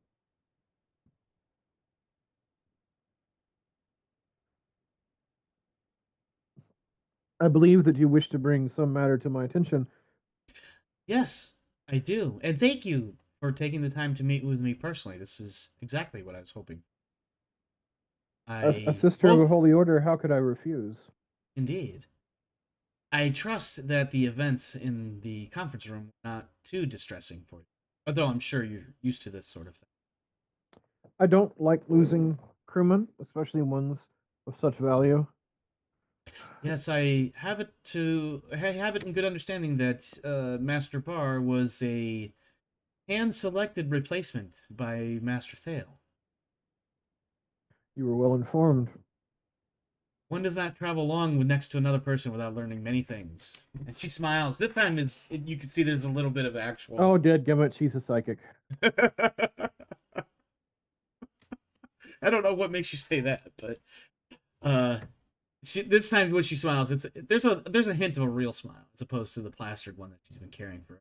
I look at her, I Uh-huh. make a slight smile, and I try my best to have one thought in my head. Uh-huh. You're reading my mind, aren't you? Do you ask her that, or is that the thought? That's the thought that I'm thinking. She just has the same silly smile on her face. She says, "At any rate, my purpose here might be somewhat disconcerting, in truth, and I want to convey to you, in as comfortable as a manner as I possibly can, that there is no need for distrust between the two of us. I serve a higher purpose, much like yourself, I'm sure, and I hope that with the things I will be asking for, we can come to a mutual agreement that benefits both the Imperium and the House Van Breeze." Anything that benefits the Imperium benefits the House Van Breeze and vice versa. Of course. Are you familiar with the Ordo Famulus? Would I be? Do you want me to make a roll for this? You can make a roll. Yes. This would be unfortunately this would be either common or scholastic lore, something relating to the Imperium with a negative modifier, or the Ecclesiarchy. The Ecclesiarchy would be a challenging roll. The Imperium would be a -10. Hold on. I feel like this. I meant to click on one thing and I clicked on another, so. I feel like this particular order wouldn't necessarily be the most commonly known for the average person, unless you've had direct dealings. I could be a bit wrong when I explain what her purpose is here. Let's see. But I will never tell you can't make a roll. That's not true. I will say no roll needed, but that's a different story. You know, that's a long story. I probably shouldn't go into here. There was someone I knew who took the talent swim in a I believe I think it was Pathfinder, and then they would basically say there's nothing in the rules that says I can't try to swim to that person, and if I succeed, I kill them because I just went through them. Oh my god, that is so when you far-fetched. So when you said nothing says I won't forbid you from taking a roll, I'm like, yeah, but maybe you should. Well, that's when you just stack ridiculous amounts of negative modifiers, so it's virtually impossible to pass. I think the GM basically said, sure, you can try it, and when they tried to swim through them, had it kill them. You tried so hard to swim through that other person just kills you. I was gonna say, just make the DC like 60 or something. Yeah, right. Never that. And then add a bunch of negative modifiers. With checks, it's not a net 20 that makes you succeed. It's the fucking result. So I have what I'm thinking here is I have I was looking for the skill and I'm not seeing it right away. It would be a common. I'm sorry. Go ahead. I have common lore Imperium. That's not a big deal. Yeah. You may have scholastic lore, something relating to the Ecclesiarchy, but my scholastic lores do not cover anything. They cover Imperial warrants. They cover heraldry and legend. So unless I wouldn't call this a legendary sort of thing. So yeah, common lore Imperium, but at a -10. Okay. I do have a +10 to that. So that would negate it. Huh? We're back down to that's intelligence. Yeah.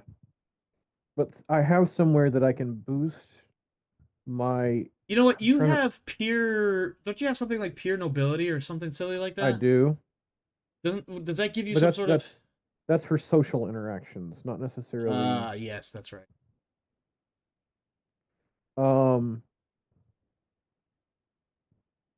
I thought maybe I'm thinking of one of Winter's abilities, but I thought I had the ability that I could focus on something.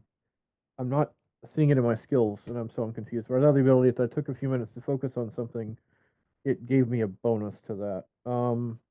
That sounds like Cynacians. Yeah. Sounds like No. no. I think it's foresight. Let's see. Let me double check the talent.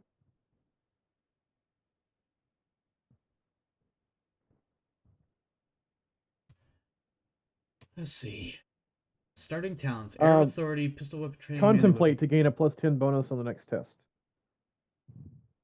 You could, role playing wise, it will look like you're sitting there staring into her face or something with focus, but I'm it would basically be trying to silent recall. for some time. Is the problem?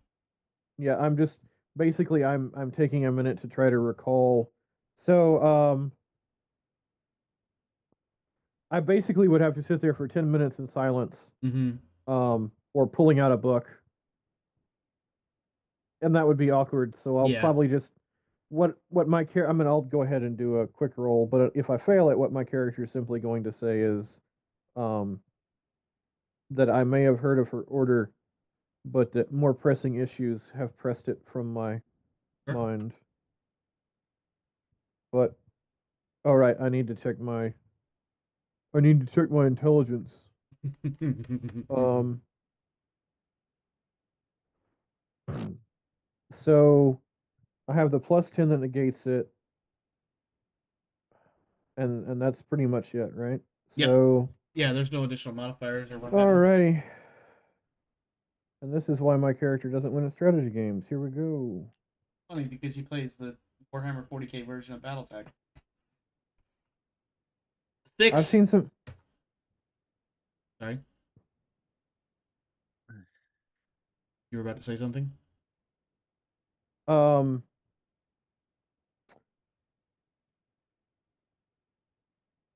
yeah, no. I was just going to say that I clearly succeeded, Mm-hmm. Did. and I will. And I obviously don't know this order off the top of my head, so I will relay whatever you want to tell me about that organization that I don't actually know about the table. Okay. The Ordo Famulus, out of character. They are a non-militant wing of the Adeptus Sororitas. They provide diplomats, advisors, and chamberlains who have an excellent knowledge of imperial bloodlines and act well when disputes form on worlds over rulership. They, in this particular case, she's from the Order of the Veiled Mantle. Now, the Lexicanum website doesn't necessarily give me a whole lot that is concerned. Just that they are an Ordo Famulus of the Adeptus Sororitas, which is noted for having a close relationship with the Inquisition. Inquisitors often recruit them as part of their retinues, where the Sisters of the Order serve as advisors, diplomats, or liaisons for the various forces that serve the Inquisitors. Now, that said, one additional thing that you are well aware of, or perhaps, well, you rolled a 6, so you would be aware that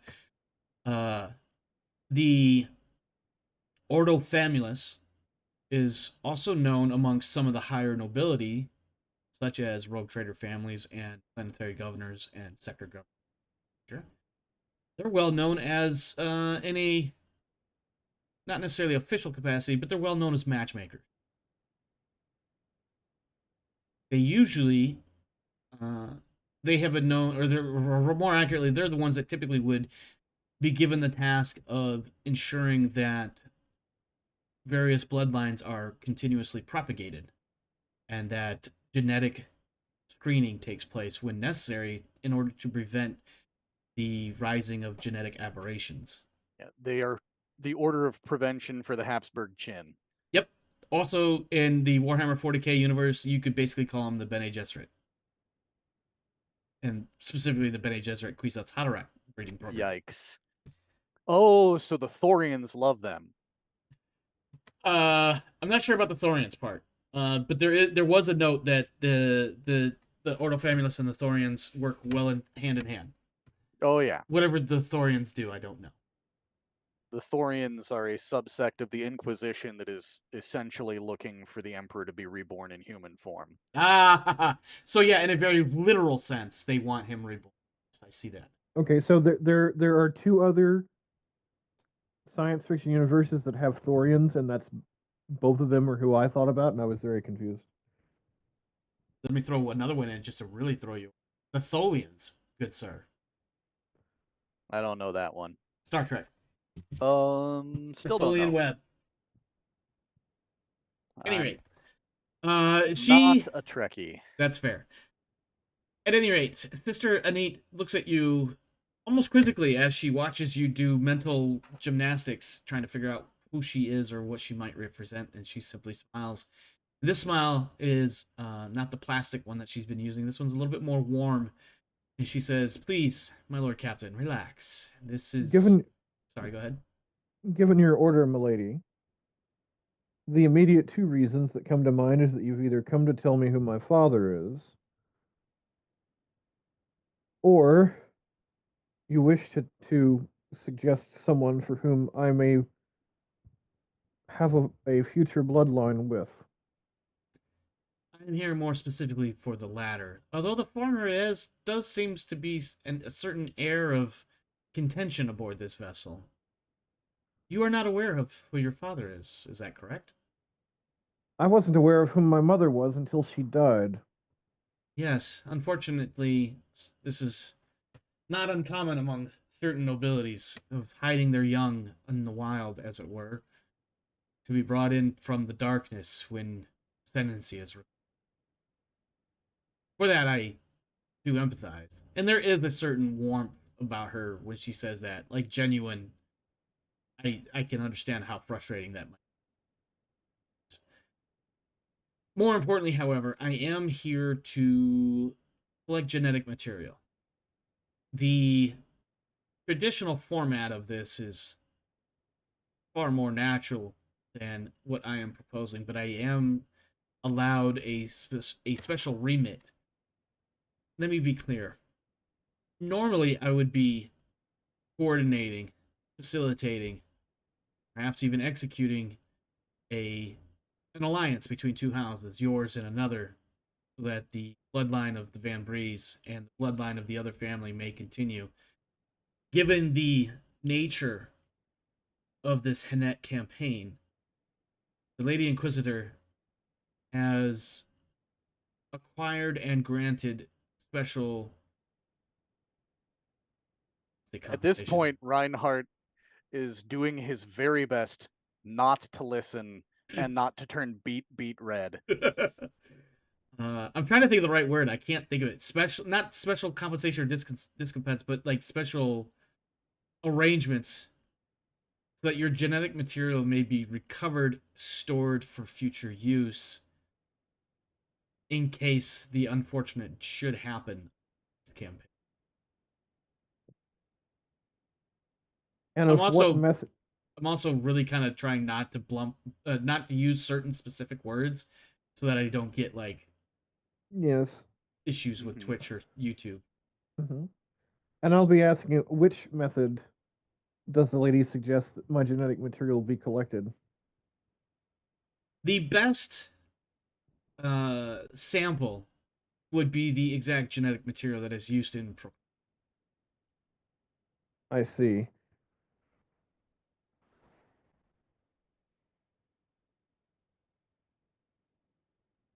I propose, as time is available, a series of potential matches could be displayed, selections could be made, and once the material is in hand, we can then, by we, I mean my order, can then reach out to the prospective families to secure the deal. And once the deal is complete, genetic material may be exchanged as needed as to ensure the continuance of both blood.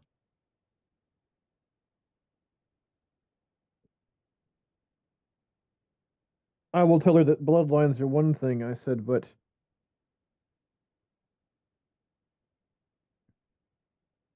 as I said, it should be no secret that as a rogue trader, I wish to expand my territory. And one of the best ways one has of expanding their domains is by incorporating and absorbing the bloodline of some other family. Indeed. Inheritance and the dowries and the things that of that nature.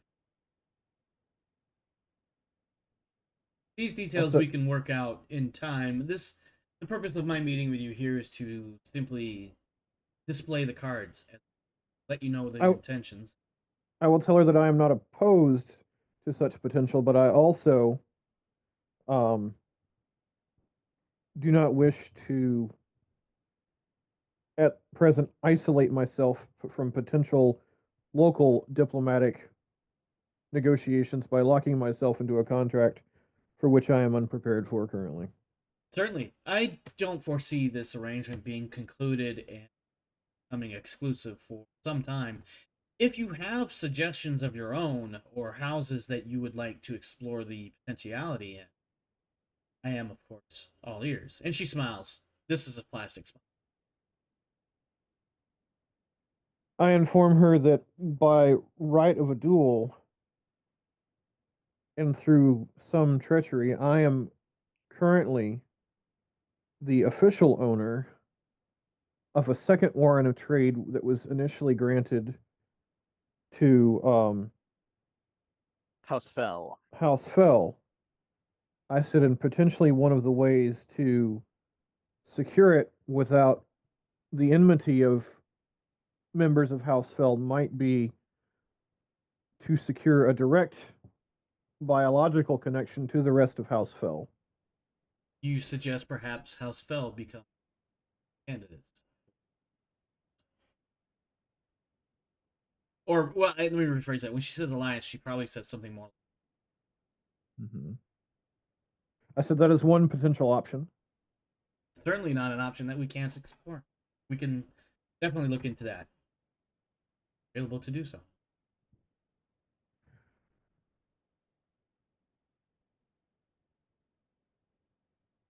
I said, additionally, I am to kill anyone who bears the Hanet name.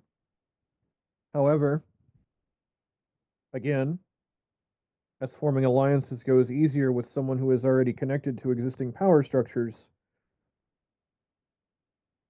it may not be the exact wording, but technically, were a female heir of House Hanet to marry me, she would no longer be a Hanet. She narrows her gaze in a very quizzical, what are you suggesting sort of way, and then says, you tread a fine line between what is and what should not. I said, obviously, I have no interest in a permanent relationship with someone engaging in heresy. As one should not. But the daughter or granddaughter of someone who engages in heresy may in fact not be a heretic themselves. I suppose an argument could be made for such a statement. My experience and my close ties to the Inquisition, however, such things are usually either not true or simply removed from the board. The see returning. And for some reason, she looks over at Reinhardt and sees the fading of the and says, Archmilitant, well, like a drink? I do. I am as well as I can be. She leans in a little bit closer to the Lord Captain and says, is he always like? I say, well, speaking of my I just forgot your title. Archmilitant. I was trying to say adjutant militant, and I knew that was not correct. I said, speaking of my arch militant, Mm-hmm. this is to the woman. I said, Hmm? insofar as I'm aware, based off his abilities, he appears to have an excellent build line. I said, and as part of one of the conditions of my service, reward of a domain of his own has been discussed. I said, well, it may not be an issue for today, one that may hold your interest. I said, should you be interested in additional genetics.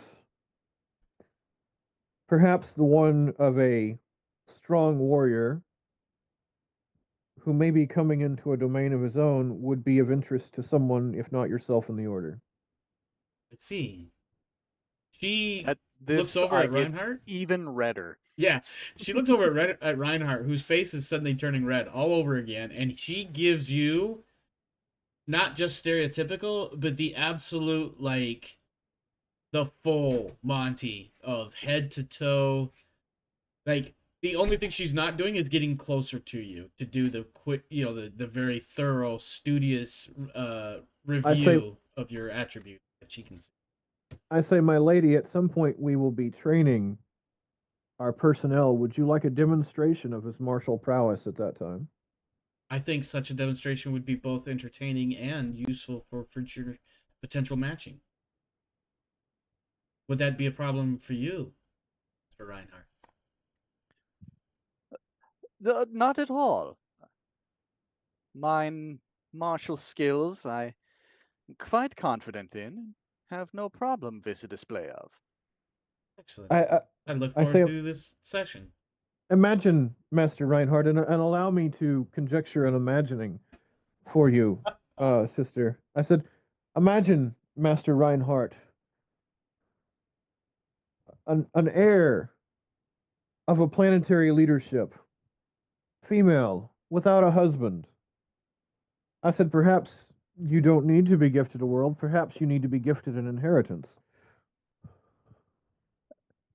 And suddenly the look goes from red to deep thought. All right, I am good with that scene as is, unless you guys want to continue with anything else. I mean, as far as that scene goes. At some point, we should probably now do training. Yeah. Yes. I want to go back to Icarus. Actually, I want to check in and see if Lucian is still alive. We haven't heard much from him. He's been muted for quite a while because I thought he was starting to snore. I apologize. I should. I'm still here. Okay, good. I thought you were snoring, so I muted you. I'm not sure if you were or not. I should also mention, I suppose, while we're in this conversation with the Sister. the sister, that my pilot is not only accomplished but the scion of a noble house from a different sector of space. Yes, I recall reading a little bit about him. House von Anko. We will have to see what he may have to offer. Perhaps we could find a match for him as well. And then, speaking of Jace, you, while attending to some of your more peripheral aboard the bridge, are approached by the Marcus Andrews. He is, if you recall, he is the captain of the Severed Hand, who came over. I'll get you next time, Star Fox. Andros. He's It's the big end baddie baddie for Star Fox. It's the big bad evil guy with Star Fox. Gotcha. Professor Andros. Was not aware of all that, but that's Formerly. in its own way. Marcus Andros is the captain of the Severed Hand. Came over with the rest of the Lady Inquisitor. He approaches you, and he's kind of lingering a little bit. He doesn't want to interfere with your duties, but he is watching you, kind of indicating in a very subtle sort of way that if you have a moment, he would like to take a moment of your time. I will interrupt what I'm doing and turn towards him. What can I do for you, Captain? You are Master Helmsman aboard this vessel, are you not? I am. Yes. Jace Sebastian von Uncle, yeah. I've heard Correct. I've heard some things about both your family and your own exploits aboard this vessel. I was wondering, perhaps if you could enlighten me a little. You have much more experience with him than I do. I would like to know, what more is there besides the tales that are told amongst the crews? Flattery will get you everywhere. Yes, I believe that's on a plaque somewhere aboard your bridge. It's like a motivational poster, but in 40K. There's no imagery. It just says, flattery will get you everywhere. What would you like to know? Whatever you feel you could tell me. Now, you don't have to do it here. You're busy. I don't want to interfere with your duties. Perhaps when you are off shift, we could sit for a game of Regicide.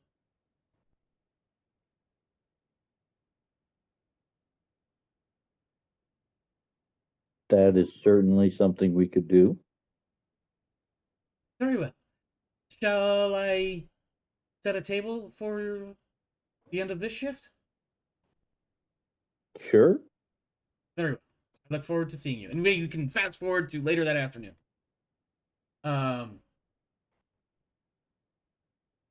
Sorry. I reviewing my notes and kind of strayed off mentally for a second there. To play Regicide, I am going to use a particular skill. You use any skill that you have that is related to a game. Now, there's probably only a couple on the character sheet. Gamble is appropriate. If you have another skill that you would like to use that we could argue being relevant to a game of chess, we'll consider it. Are you playing speed regicide? No, this is just regular regicide, as they converse about the Lord Captain and his particular frivolities and nuances in such a way as that your new ship captain could learn about his boss. From somebody Are who you might know. using imperial standard notation or sector standard? Imperial sector? Obviously. Sector standard is heresy.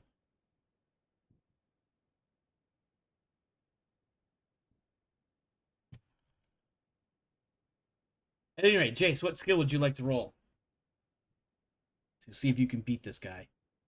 Let me pull up my character sheet here real quick. Sure. Icarus, we're coming back to you shortly. Maybe, depending on how much time we have. What sort of roll would I need to make to know that my captain and of the other ship and my That he's pilot snooping are about, hanging out? asking about you? Yeah. Let's see. You know what? No. Well, that's easy. Inquiry. During my shift at some point, I'm going to send the Lord Captain a message telling him. That certainly would do it. I'm going to give you a +10 and tell you to beat him blue in the game of Regicide. Hey, you I'm get gonna my have a +10. game against Captain Andros, playing a game of Regicide while he attempts to drill me for more information about you, boss. How does that make you feel? Kick his ass. Also, don't tell him shit, especially about the dead bodies. Oh no! You know where the bodies are hidden. I know where the bodies are hidden. Embellish the bodies, yes. I should have Yeah. known better. Well, I apologize for my shortcomings, Lord Captain, and present myself for adjudication. Yeah, embellish the bodies. It wasn't 2 pirate ships. It was 10. At any rate, what skill would you like to roll? Gamble is definitely a very good one, but I will entertain other ideas if you.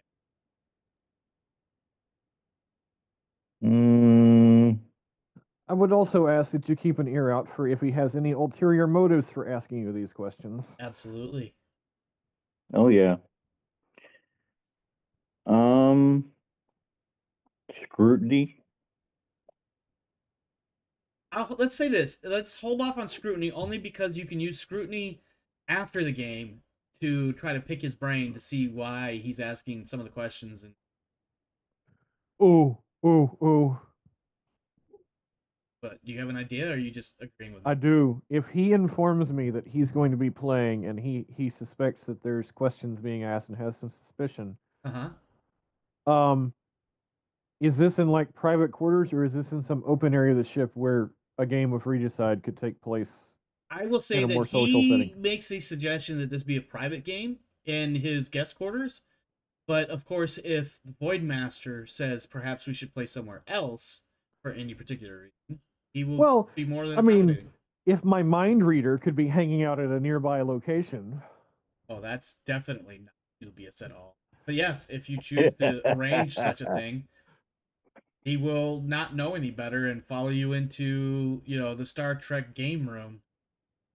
I'm sorry, I'm definitely or referencing my a own quarters. 10 forward. yeah. Well, I was thinking the old school one, but yeah, That was TNG. 10 forward was the yeah. 10 forward bar. was in TNG. I was thinking of the actual in the original series. They had it was a rec room. There's an older series in TNG?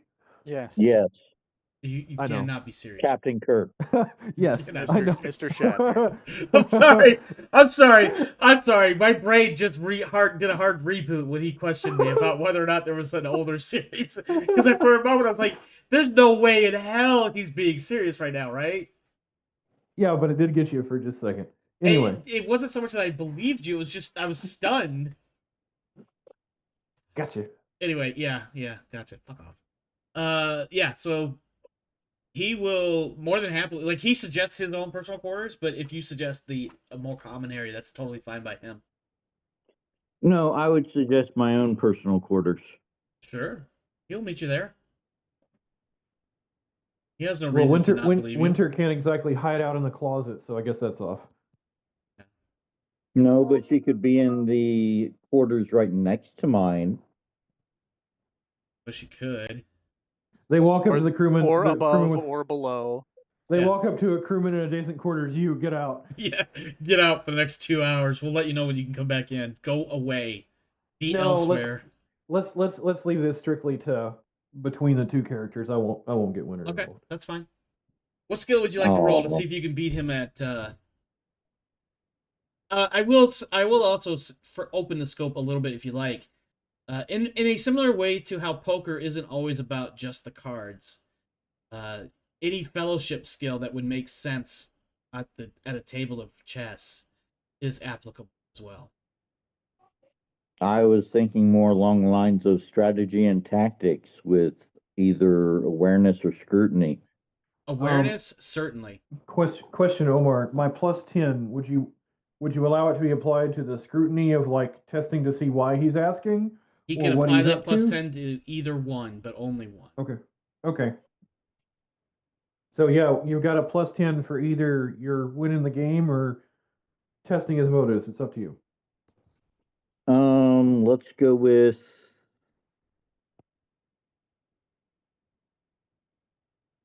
getting information out of him, testing his motives.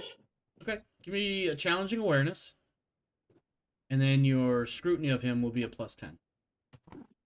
Okay, that'll be an awareness at 66. 66. You got 1 degree of success. I am going to roll against his skill that he's using. And he's going to use a fate point. Reroll that. For some reason it didn't report. The second one did. He wins by 3 degrees of success against your 1. My initial roll was like a 97 is what I read, but for whatever reason it didn't report it. So he beats you. However, you can make a free scrutiny roll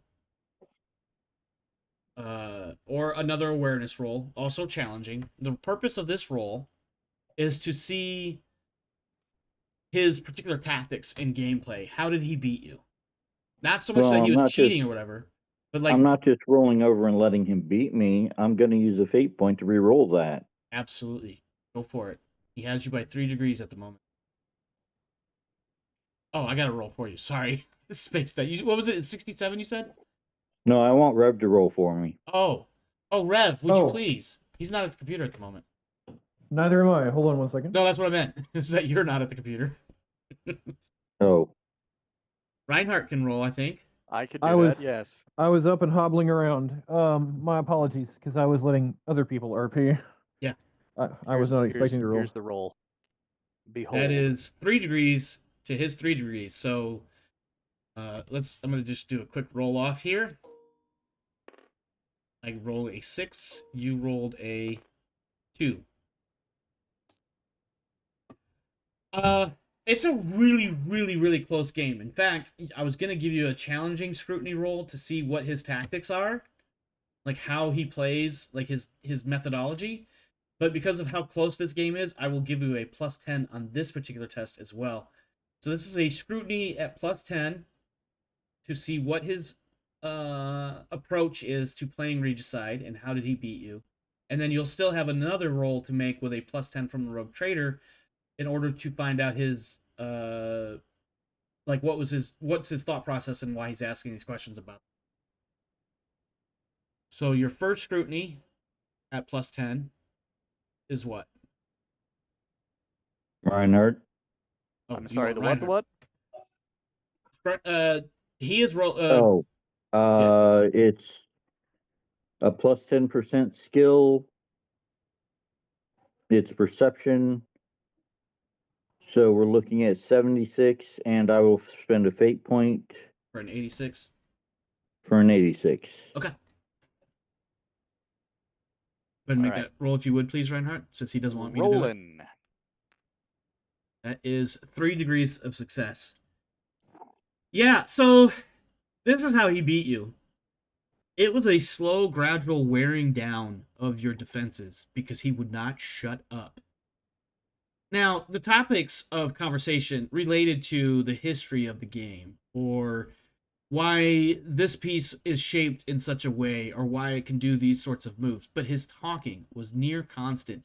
And despite your best efforts at toning him out and blocking him out, he managed to eventually get you into a point where you had to capitulate. It was really close, but I think maybe you even capitulated because of frustration, because he just would not shut up. And you realize this is how he wins. He's not a very good player of the game. He's got some skill, sure. He's not great at it. But what he's really good at is distracting you with anecdotal stories that never fucking end. Omar, how do you know how I play chess? Because I happen to know somebody that does not know how to shut up. He looks a lot like me. I don't look that much like you. No, I was talking about me. Specifically, this is what I rolled, or what I wrote in my notes, by the way. He said, after which, roll scrutiny to determine how Vandross has acquired his reputation as a regicide threat. But in this case, I mean, he's really good at the game, allegedly. He uses his own conversation skills as distractions and capitalizes on minor mistakes his opponents make during gameplay. If forced to be quiet, he must roll a different skill in order to win the game. Well, actually, if we're going by Imperial Standard rules, if you talk too much, you forfeit. This was, you know what, Rev, shut up. You can't change that. I'm basing it off of chess and my experience as a member of the United States Chess Federation. Okay, that's fair. I don't have that by which to pull on, so we're going with ye old homeschool rules, which follow the Imperial Standard closely, but when it's just two people playing chess and nobody there to enforce him to stay silent, he's gonna run his mouth, and that's. Let me guess. He keeps touching his pieces too. No. He's not a bad player. He just doesn't shut up the whole time. No. I mean that another rule of chess that a lot of people aren't aware of is if you touch a piece, you have to move it. Yeah. That said, you may now make another scrutiny +10 to find out what his methodology or thought process is in getting this information about the Lord Captain. So Reinhardt, if you wouldn't mind, or Alturios, somebody. I can I will do it. use another fate point on this. Yep, for an 86, Alrighty. I believe it was. Yep. 86 or better. That is a 98. I'm going to guess I you're going to will want to spend a reroll. second fate point to reroll it. How many fate points do you have left for the night? Just one, I think. Nope, 2. 2, okay. One I more was roll, gonna say, don't please. you have like 5? I think he has 5. Yep. That was the first one I was aware of you spending. I guess you spent more. He spent another +10 before, and then a +10 with a reroll. Hey, that's significantly better. Yes.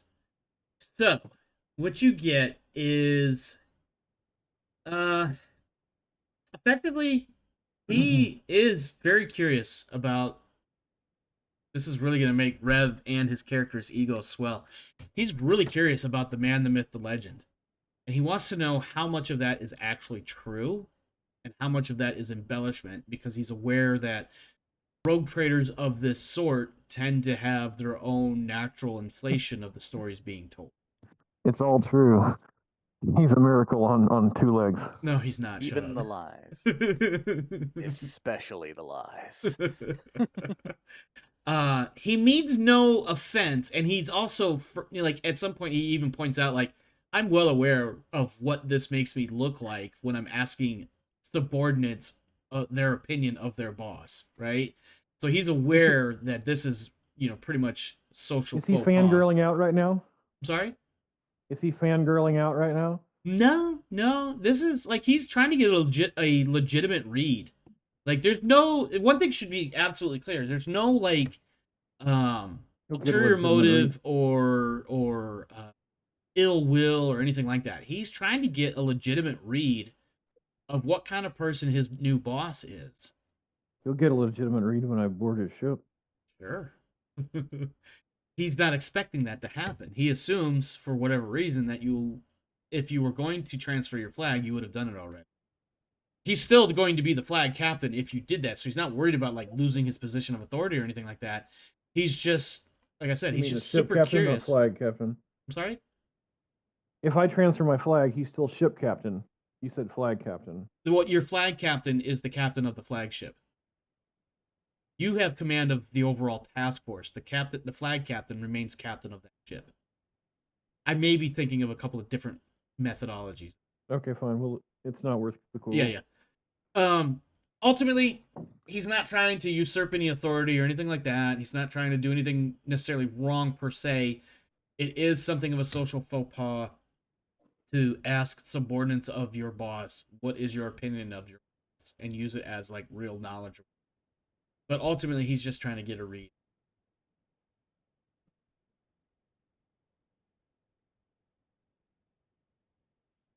Maybe he should have asked the Inquisitor. That's such a. Oh gosh, can I retcon a scene slightly? I suppose possibly. What is your idea? At the conclusion of the meeting with the sister, Mm-hmm. I would ask if the Inquisitor has found a suitable match for her bloodline. You're asking the sister Anit if the Lady Inquisitor has a match for her? Yeah. Or if the sister has a match for Lady Inquisitor? No, if the Lady Inquisitor has any matches at all. Ah. Or even any prospects for that.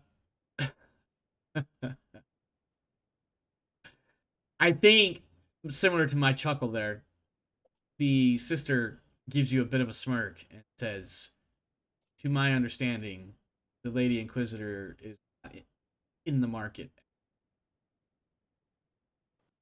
They seldom are. Now, is it not in the market in the sense that she already has a paramour, or not in the market in the sense that she feels potentially married to the Emperor as a sister might? She gives you one of those like, I want you to imagine a mother superior giving you the look of you shouldn't be doing that. But coupled with her plastic smile. And she says, respectfully, Lord Captain, such a question is truly beneath. I will say that my understanding of the situation is that she is not actively pursuing in interests of continuing. But surely one of her skills, should he not wish to continue her bloodline, would want to pass on said genetics under someone else's. I am not privy to such information this time. Yes, but if anyone would be in a position to make such information available, it would be yourself. Are you suggesting perhaps a partnership between the two bloodlines, Van Breeze and Andremus? I'm suggesting that the option should be made as a possibility to the lady at such time as it's deemed appropriate. I will consider the ramifications of such a union. If warranted, pursue information from her side.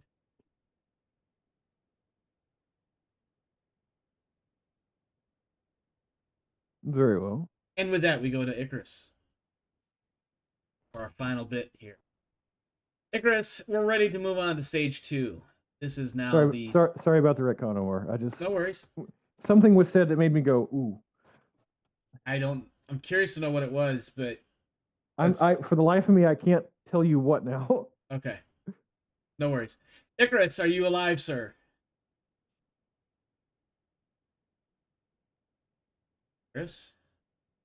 Alterios, you there?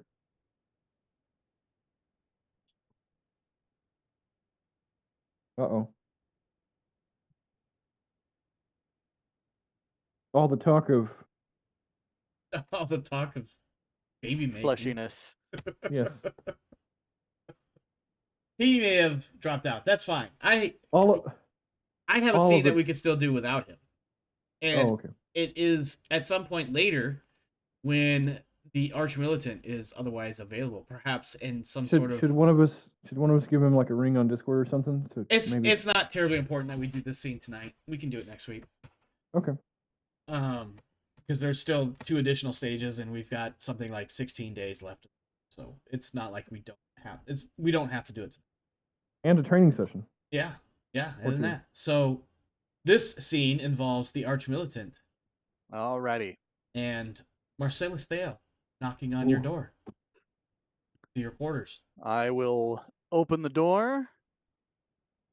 Oh, Master Thale, to what do I owe this honor? Master Reinhardt, a pleasure to see you again. And I bring drinks. May I? Oh, you are most welcome, yeah. Tell me I don't know the people that worked for me that worked for our Lord Captain. He comes in and he literally has a bucket of beers with plenty of ice. I don't know what would pass for beer in the 40,000 years from now, but you know, it's beer. It can't It's be that probably fucking- still beer. It's probably still beer, but it probably comes in like the bigger bottles with the little swivel tops on it. I can't think of what they're called off the top of my head, but frogs or something like that. They're gonna be using corks. Like there's a weird level of technical regression on certain things. Yeah, exactly. And so he hands you one of the beers that are quite cold. He takes another one, he pops it open, takes a seat, says, "So, how are things aboard the ship?" I don't know why I keep wandering around with his accent. It's supposed to be British.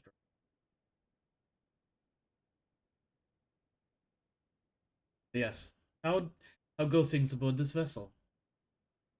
Well, they had been going quite well until we were made aware of the nanite issue. That put quite the damper on things, as you might understand. Oh, I But, can well imagine quite a bit of that.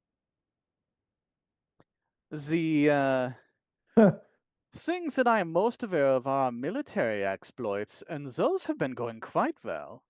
The successful defenses of our core worlds and the breadbasket of the domain. Yes, I heard you were especially useful and exquisitely so in the murder. The defeating many orc. Yeah, the orcs, let's just say they are favored prey of mine. From earlier years. From way back, I believe they say. He lifts a glass or his I bottle was but a towards you. lad, newly in the service of the fleets and the militarum. I remember seeing you in action against those pitiful orcs on Magoros. Easily they were defeated, mostly by your firing capabilities. Yeah, good to know I that you're take a still... great pleasure. Go ahead, sorry. I take great pleasure in the extermination of the green skin threat. I will certainly drink to that. The greenskins are a threat that need exterminating. He lifts his glass or his bottle towards you. Prost! I think he attempts to make the same sound that you just made and doesn't quite nail it. But the effort is noticeable. Mm-hmm. So tell me, how sorry, I have a specific line. Let's see here. It is good to see how far Krokodil has come. Like watching a son grow into his own in this cruel world, is it not? I see myself more as a, shall we say, a watchful friend. Certainly one that needs watching from some of the reports I've heard. But he has He indeed. occasionally makes decisions that leave me scratching mine head, but the man is generous and brave, and there's much to be said for that. That there is. Knew a man. Similar construct. Hear his son doing this well does not surprise me. And there's a moment of sadness or a change in tone of voice when he says, Oh. You knew the Lord Captain's father? "Knew him very well. My brother." Oh. Well, that is quite the revelation. Yes. My brother and his mother. Deep, deep connection. Truly in love. Protected one another. Unfortunately, they had to keep their relation secret. I, in the position in which I served his mother, of course, him being my brother, inevitable that I connections. Unfortunately, they had to. Obviously, they kept that secret as best they could, and I certainly did many things to protect and preserve that secrecy. While she was pregnant, away on a, or excuse me, he was on a visit of state to honor a. I'm sorry. Let me rephrase what I'm reading. I wrote this and I forget what I'm saying. Unfortunately, shortly after learning that she was pregnant, while away on a state visit in honor of the Lord Captain to a distant relative in the Calixus sector, Brother Mateo was killed in what could only be considered a crossfire between the host family and their rivals. That She, is a terrible story. Tragedy. yes, worse, the despair that she fell under for several months, birth of her son. It is said she I chose the may name not Burgundy. be. I'm sorry, go ahead. I may not be the most uh, socially expert. But why would you be telling me this? Oh, that's a fair question. There's rumors that there are some that believe that I am his father, which, to be fair, I did kind of step in as until he was sent away. Well, Yeah, I have heard rumors, but I have always kept them as merely that, the rumor. well, you Do you wish are. me to be dispelling these rumors? In what case, He takes I a. shall exercise the discretions that I can, I but I feel like when you're like, I will gladly do have fooled things out of me. that. um, he takes a long pull from his bottle. He says, "Sorry, hang on. My computer's being funky with my." His daddy. No, those are scurrilous lies. Blam. He says, I tell you because you might be the one best in the position to preserve or release that information as may be necessary. Reinhardt looks incredibly confused at anything of important being left to his discretion other than killing people. Uh, but he will then recover and say, I shall endeavor to do my best. You are a man of simple thoughts. And I don't mean that disgracefully or discouragingly or degradingly. It's just a simple state of fact that you move forward, you see a target, you deal with the target. Move Yeah. forward. This is a commendable thing, especially in service of our Imperium.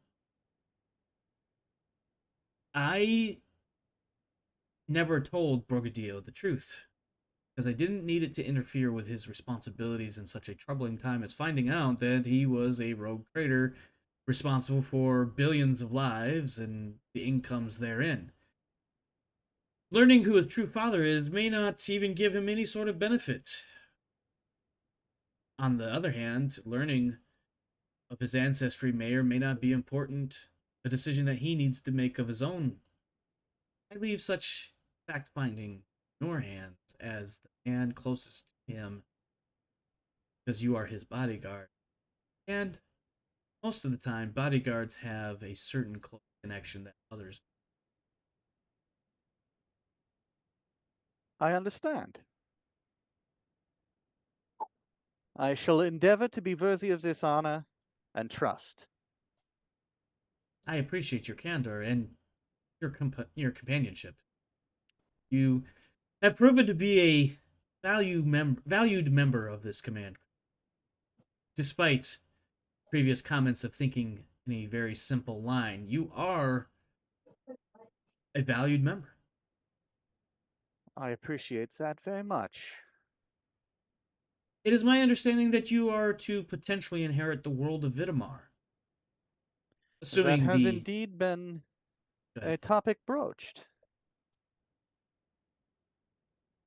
I wonder if perhaps Alpha Heneti might mark for you should things.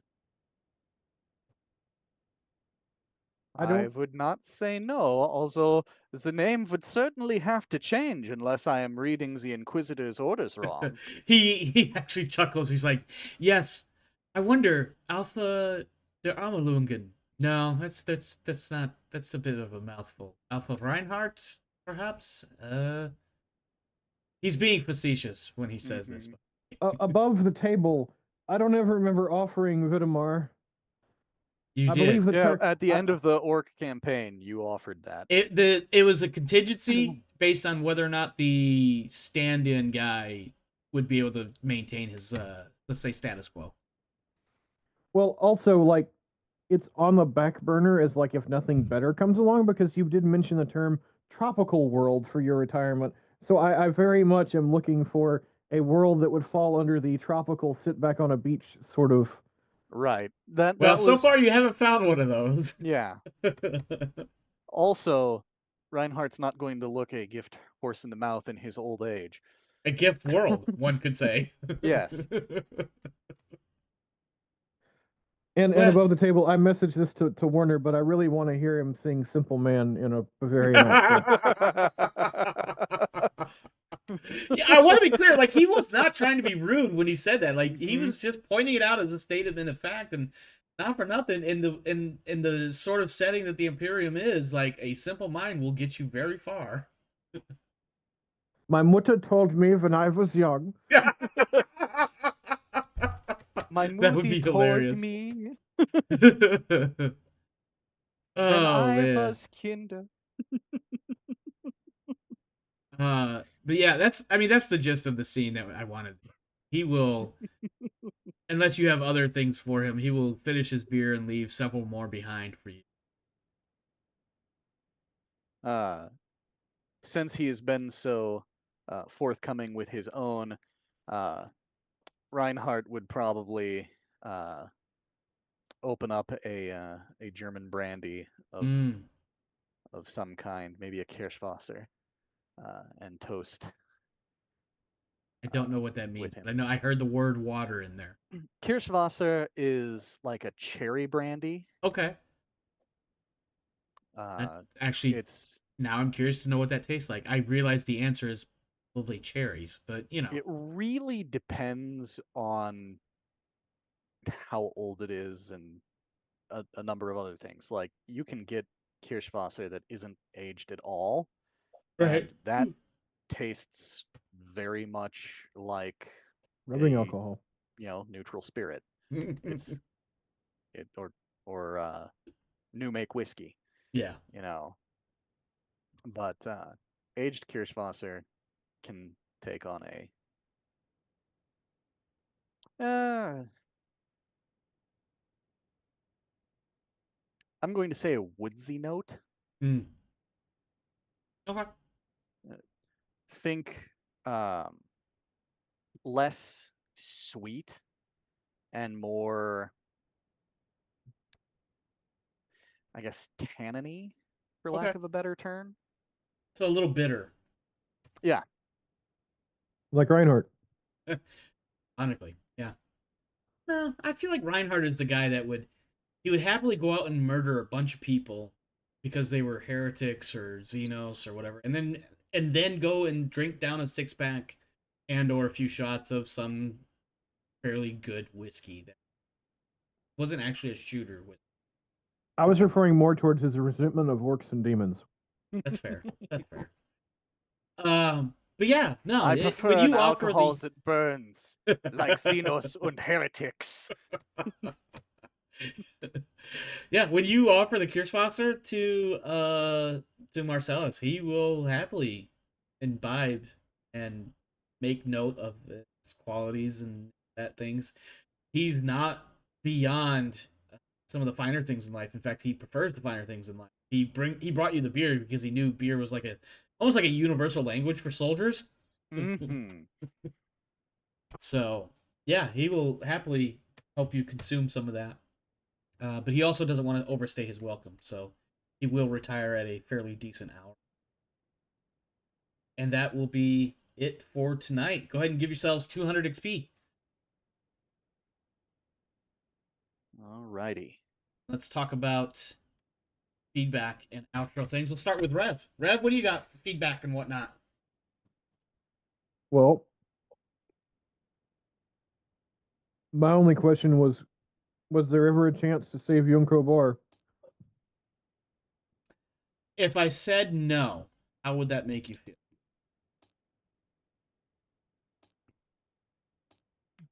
Well, let me rephrase that. Well, I wouldn't be upset. Some things are intended for story purposes. I'm just curious if that was something mechanically an option or if simply you wanted to demonstrate how bad the infection could potentially get. that was the main point. He initially, like when he was first brought aboard the ship as the Seneschal, he was going to serve as the Seneschal. And then I basically developed the idea of this infestation idea and was going to use him as the vehicle through which that particular storyline was introduced and launched, etc. And then you decided to sequester him, which was a good call to make, don't get me wrong. And then for whatever reason, and some degree of culpability might fall on me, but for whatever reason, he was never really interacted with. So I was like, all right, well, I'm going to show you how bad this infection gets when nobody does anything about it, despite obviously you guys only having very limited options for dealing with the infestation. It should be clearly noted by now, because you've seen 2 examples of this, that the infestors will rewrite your geography or your genetics, your body structure to be a bit more robotic in nature, opposed to your original design, so to speak. Your physiology. Physiology, will great. become... Yes. Exactly. And so the infestor threat is definitely severe. It's and potentially terminal. What was also supposed to be demonstrated in that particular scene was that the Inquisition and the Death Watch have more information about this infestation artifacts than they're letting on. Specifically, Scran and his notations to Alterios, the fact that Sabrina and Drymus wasted absolutely no time blasting Yunko Bar the moment she noticed that he is already too far. And the fact that there was mention of a secret mission that had taken place previously in the last cover information about. So, could Yunko Bar have been saved? Yes, if you guys had acted earlier, and by earlier I mean like probably around the beginning of when he first identified as being infected and learning that there was an infestation. But I think also at the same time, you guys didn't have enough knowledge about what was going on in order to have a count. That was really long saying ultimately. Well, we did do a full like medical test that I would have thought would have detected nanites, but you said nothing was detected on any medical test that we did. True. More information will be revealed. The next stage was going to let on a little bit. No, I meant like back when you Oh, first was like something's different about him. yes, because back then the infestation's spread had not yet got very far. When Yuko first came up with like, I'm having a lot of headaches, and then they disappear in the warp. Like, there's a very specific reason why that happens, but nothing had really been detectable yet because it was too early. And then things progressed. You learned about the infestation, and then by that point, Yuko Bar kind of side to some degree. Infestation equals bad. Anything else? No. Okay. Lucian, what do you got? For what? Feedback. Feedback. Oh. Good game of chess. I like chess.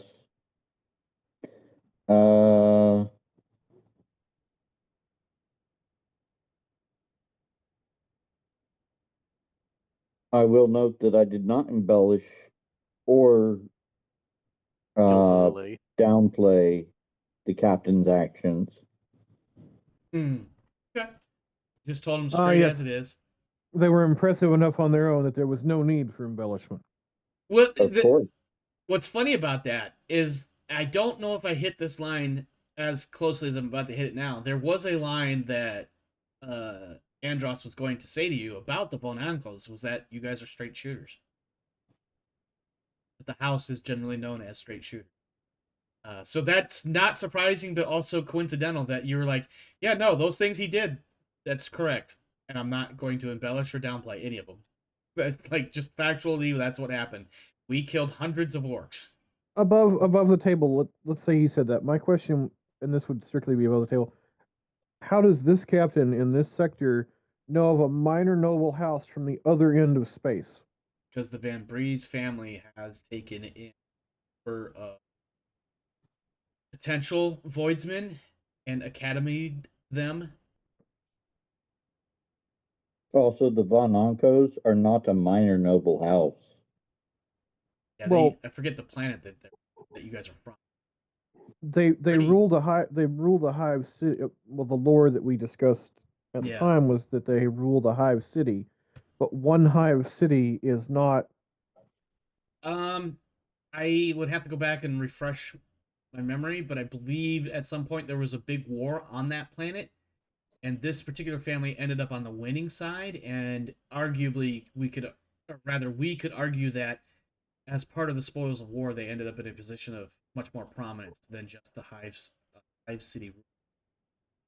I don't remember now. I When we could be created this corrected, but my understanding was that it was a devastating civil war that saw their original inheritance destroyed and nuked as a city, and that their family was leading the rebuilding of a new hive city.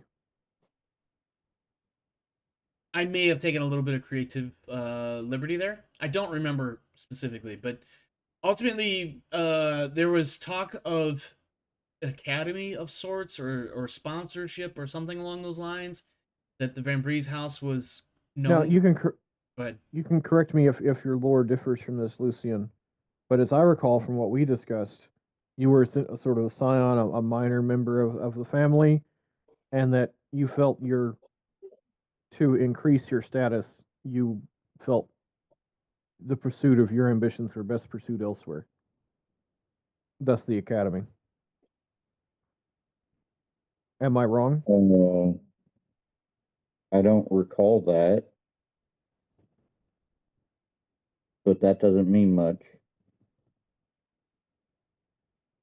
like that. I was just trying to recall from memory, like from the things we discussed and the things we talked about, like, and that could be wrong. So I was just curious above the table, like, It could be just one of those like random,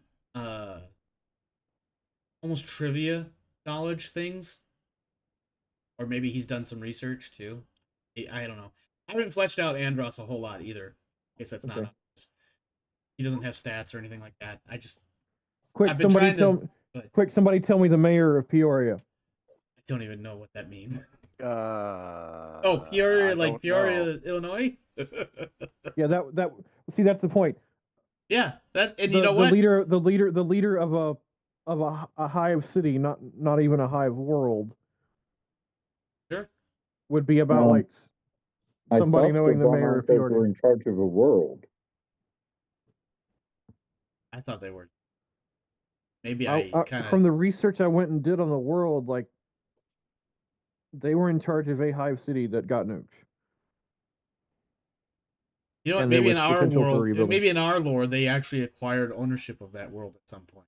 Okay, I don't I know. mean, like that's just what I know from lore. Like I'm trying to remember. Yeah, I've tried Because to follow lore as best I can. Obviously, I have made mistakes along, no doubt. I went and looked into backstory trying to help Omar flesh stuff out. That's the only reason I know. Yeah, and I'm also probably misremembering stuff from like a year to a year and a half. You're not allowed to do that. Okay, moving on. Lucian, do you have anything else? Not offhand, no. Okay. Alterios, are you available or are you out already? Seconds to answer. Assuming he is. Warner, what sort of feedback outro bits do you have? I appreciated very much the effort that was obviously put into giving different people their scenes. Um, my main feedback was, as far as it is possible, perhaps lead with Alturios. Yeah. But I definitely felt engaged and included in multiple scenes in this episode, and so I wanted to give you that affirmation. It was noticed, very appreciated. And I've been trying, like I said, I've been trying to do that more, and especially right now, we kind of have this um, semi-relaxed voyage sort of feel going. So I have the opportunity to incorporate more storyline stuff with you guys individually, and so it was, I will admit, it was a bit of an odd choice to have Thale come to the bodyguard as opposed to Thale approaching the individual in question and like, hey, I know who your dad is. Would you like to know? Um, I don't disagree with your questioning of that at all. That was a valid, very valid question. I think he definitely would have done it from a standpoint of, like I said, it was just, sometimes a bodyguard is more privy to things than the average person, even an otherwise close friend. So I think that's why he did it. I definitely also included that on a meta level of Rev, you fucked it up from day fucking one. I'm just gonna throw it out there now. When I first wrote Marcellus Thale, the Seneschal, it was going to be Marcellus or it was going to be Nomi Thale. Whatever gender the player character was for the rogue trader, the same gender was going to be his Seneschal. And the Seneschal was going to be their parent. The other name would have been the other parent. So it was always going to be from day effing one, Marcellus Thale, Marcellus and Nomi were the mom and the dad. But during session fucking 0, Rev's like, oh, the question was, who the fuck is Marcellus Thale? And Rev was like, that's my dad. I'm like, motherfucker, from day fucking 1, he fucked it up. I apologize. I should say it quite like that. So this whole time I've had to rewrite this a little bit because I was going to have some big climactic battle. Marcellus Thale was going to die, and then it was going to be revealed that he was his dad, or maybe it was going to be the other way around. One of those, no, Luke, I am your father. No, and then one of them dies, that sort of thing. But no, didn't do it. But it's okay. I think we have an interesting angle where Marcellus still gets to be the dad in a different sort of way. Wait, that sounds really. He becomes a parental role model figure instead. So, I just want to point out you nailed one of my secrets right off the bat with a half-hearted attempt at being flippant. But That yeah, or I just know you better than you realize, Omar. that's all I got to say to that. um,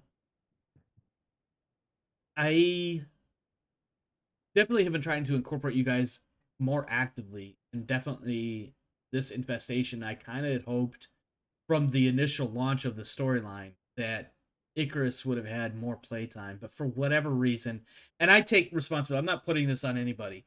Um, I had hoped that for whatever that ultimately that Icarus would have had a little bit more screen time, so I've had to adjust on the fly a little bit. Bringing Scran along with his little sob story of his mentor Nar being killed by infestors, of how he to do these things, and now he's going to save the ship. Trying to incorporate Alterios. Now Alterios has secret knowledge that nobody else has, and we'll see how he shares that or doesn't in the coming sessions. That'll be interesting. And then, of course, Lucian and his character interacting with Marcus Andros and his little, I want to know more about the Lord Captain without making it look like I want to know more about the Lord Captain. So, definitely trying to have more things for people than just the rogue trader, because I have noticed and been well aware for a while, you guys have not all been getting a fair amount of screen time. Trying to be inclusive in that. So I do appreciate the affirmation, as you stated, because, getting your work recognized always helps make you feel better about the effort you put into your work. Let that be a lesson for everybody. Support each other. Recognize your efforts. And more heartsy feely stuff in that. Warner, I kind of went on a wild tirade there. Do you have anything else you want to Nope, add? that was the main thing. Okay. Because, as always, I'm great at stealing the soapbox spotlight. And I also, as mentioned previously tonight, do not know when to shut up. So, any other final thoughts from anybody before we wrap this? Yeah, don't play chess with Omar. Don't. Not because I'm great at it, but because I'm not great at it. I'll win pretty quickly, or just get super frustrated with how dumb I make. No, I was So talking about the chatterbox. Oh, that's not what I do during playing chess. If anything, you just hear me go, fuck, I can't do that. Wait, what about, no, fuck, I can't do that. You just hear that over and over and over. so I think of myself as fairly good at games of strategy. The first time I played my wife in chess, she absolutely destroyed me. And I was not prepared at all for just how powerless someone who is generally good at strategy games Uh-huh. is against someone who has played an awful lot of chess and actually knows the game properly. And I was like, I can't freaking think my way out of this. And meanwhile, I have two side stories. One will be really quick, and the other one might. But they basically have the same story. Uh, I learned how to play chess when I was like 7, 8, something like that. I don't remember. Hmm. I remember being at my grandparents on a weekend with my dad. Showed me how to play, played a few games, figured out how to play. And I went to show my brother. First game, he beats the shit out of me. And I'm distraught. Much like you. I'm like, well, I guess chess isn't for me after all, because my brother, who I just taught how to play, just beat me. Fast forward, I don't know, 20 years or so, and I'm with my first wife, and I have known how to play BattleTech in the tabletop wargaming, a game of armored Hmm. combat. I've known how to play that for a little while, and I've played a handful of games and hold my own against the few people I did. I don't expect, I don't consider myself an expert or anything like that, but I know well enough how to play so that I'm starting to figure out how to work Megamech. Hmm. I want to do more than Megamech. I want to play an actual tabletop, so I found hex sheet maps. I found little counters or dice or coins or whatever. found record sheets or just hand wrote the record sheets for my wife and I to play together. I taught her how to play the game. I think we played 3 games before I said, I'm done. Fucking done. She just kept beating me. And to be fair, at least with chess, you know where you mess up because you just make the wrong move at the wrong time, or you don't make the right move, end up losing. With BattleTech, as we all know, there's a lot of different factors, and one of those is a random number, because you're rolling dice to see if your shots hit or not. If they don't, you're just SOL. There's nothing you can. Also, the initiative.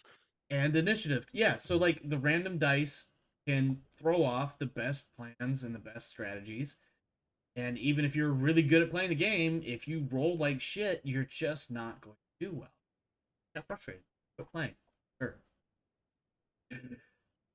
At any rate, any other final thoughts? I'm just gonna keep So rambling. maybe you should have her join as a guest and run the Op 4. Got one for you too, buddy. I don't know if you know this, but that's my first wife, which means I'm no longer married to her, and also I have 2 ex-wives. So that's just a big fat no. I don't think she would do that. Not to mention, she's the type of person, and I don't know if I should put this on the internet, but not like anybody knows who my first wife is specifically. She's the kind of person that needs to busy herself, otherwise she doesn't feel like she's doing enough. So to get her to have time to do something like that, even if she had the interest, even if I had the interest to do all that, ultimately what we end up with is a bunch of no's right after one right after the other as to whether or not that. That said, I do have a better relationship with her today than I do with my other ex-wife. That means it. Although I suppose hating me and trying to kill me are 2 different variables. That's not fair. Let's get out of here. I'm rambling now. Stay safe out there, my friends. This world is a crazy dark place, a grim dark place, if you will. So make sure you're doing what you got to do to take care of you. And as for me and mine, we are out of here. See you next time. Good one.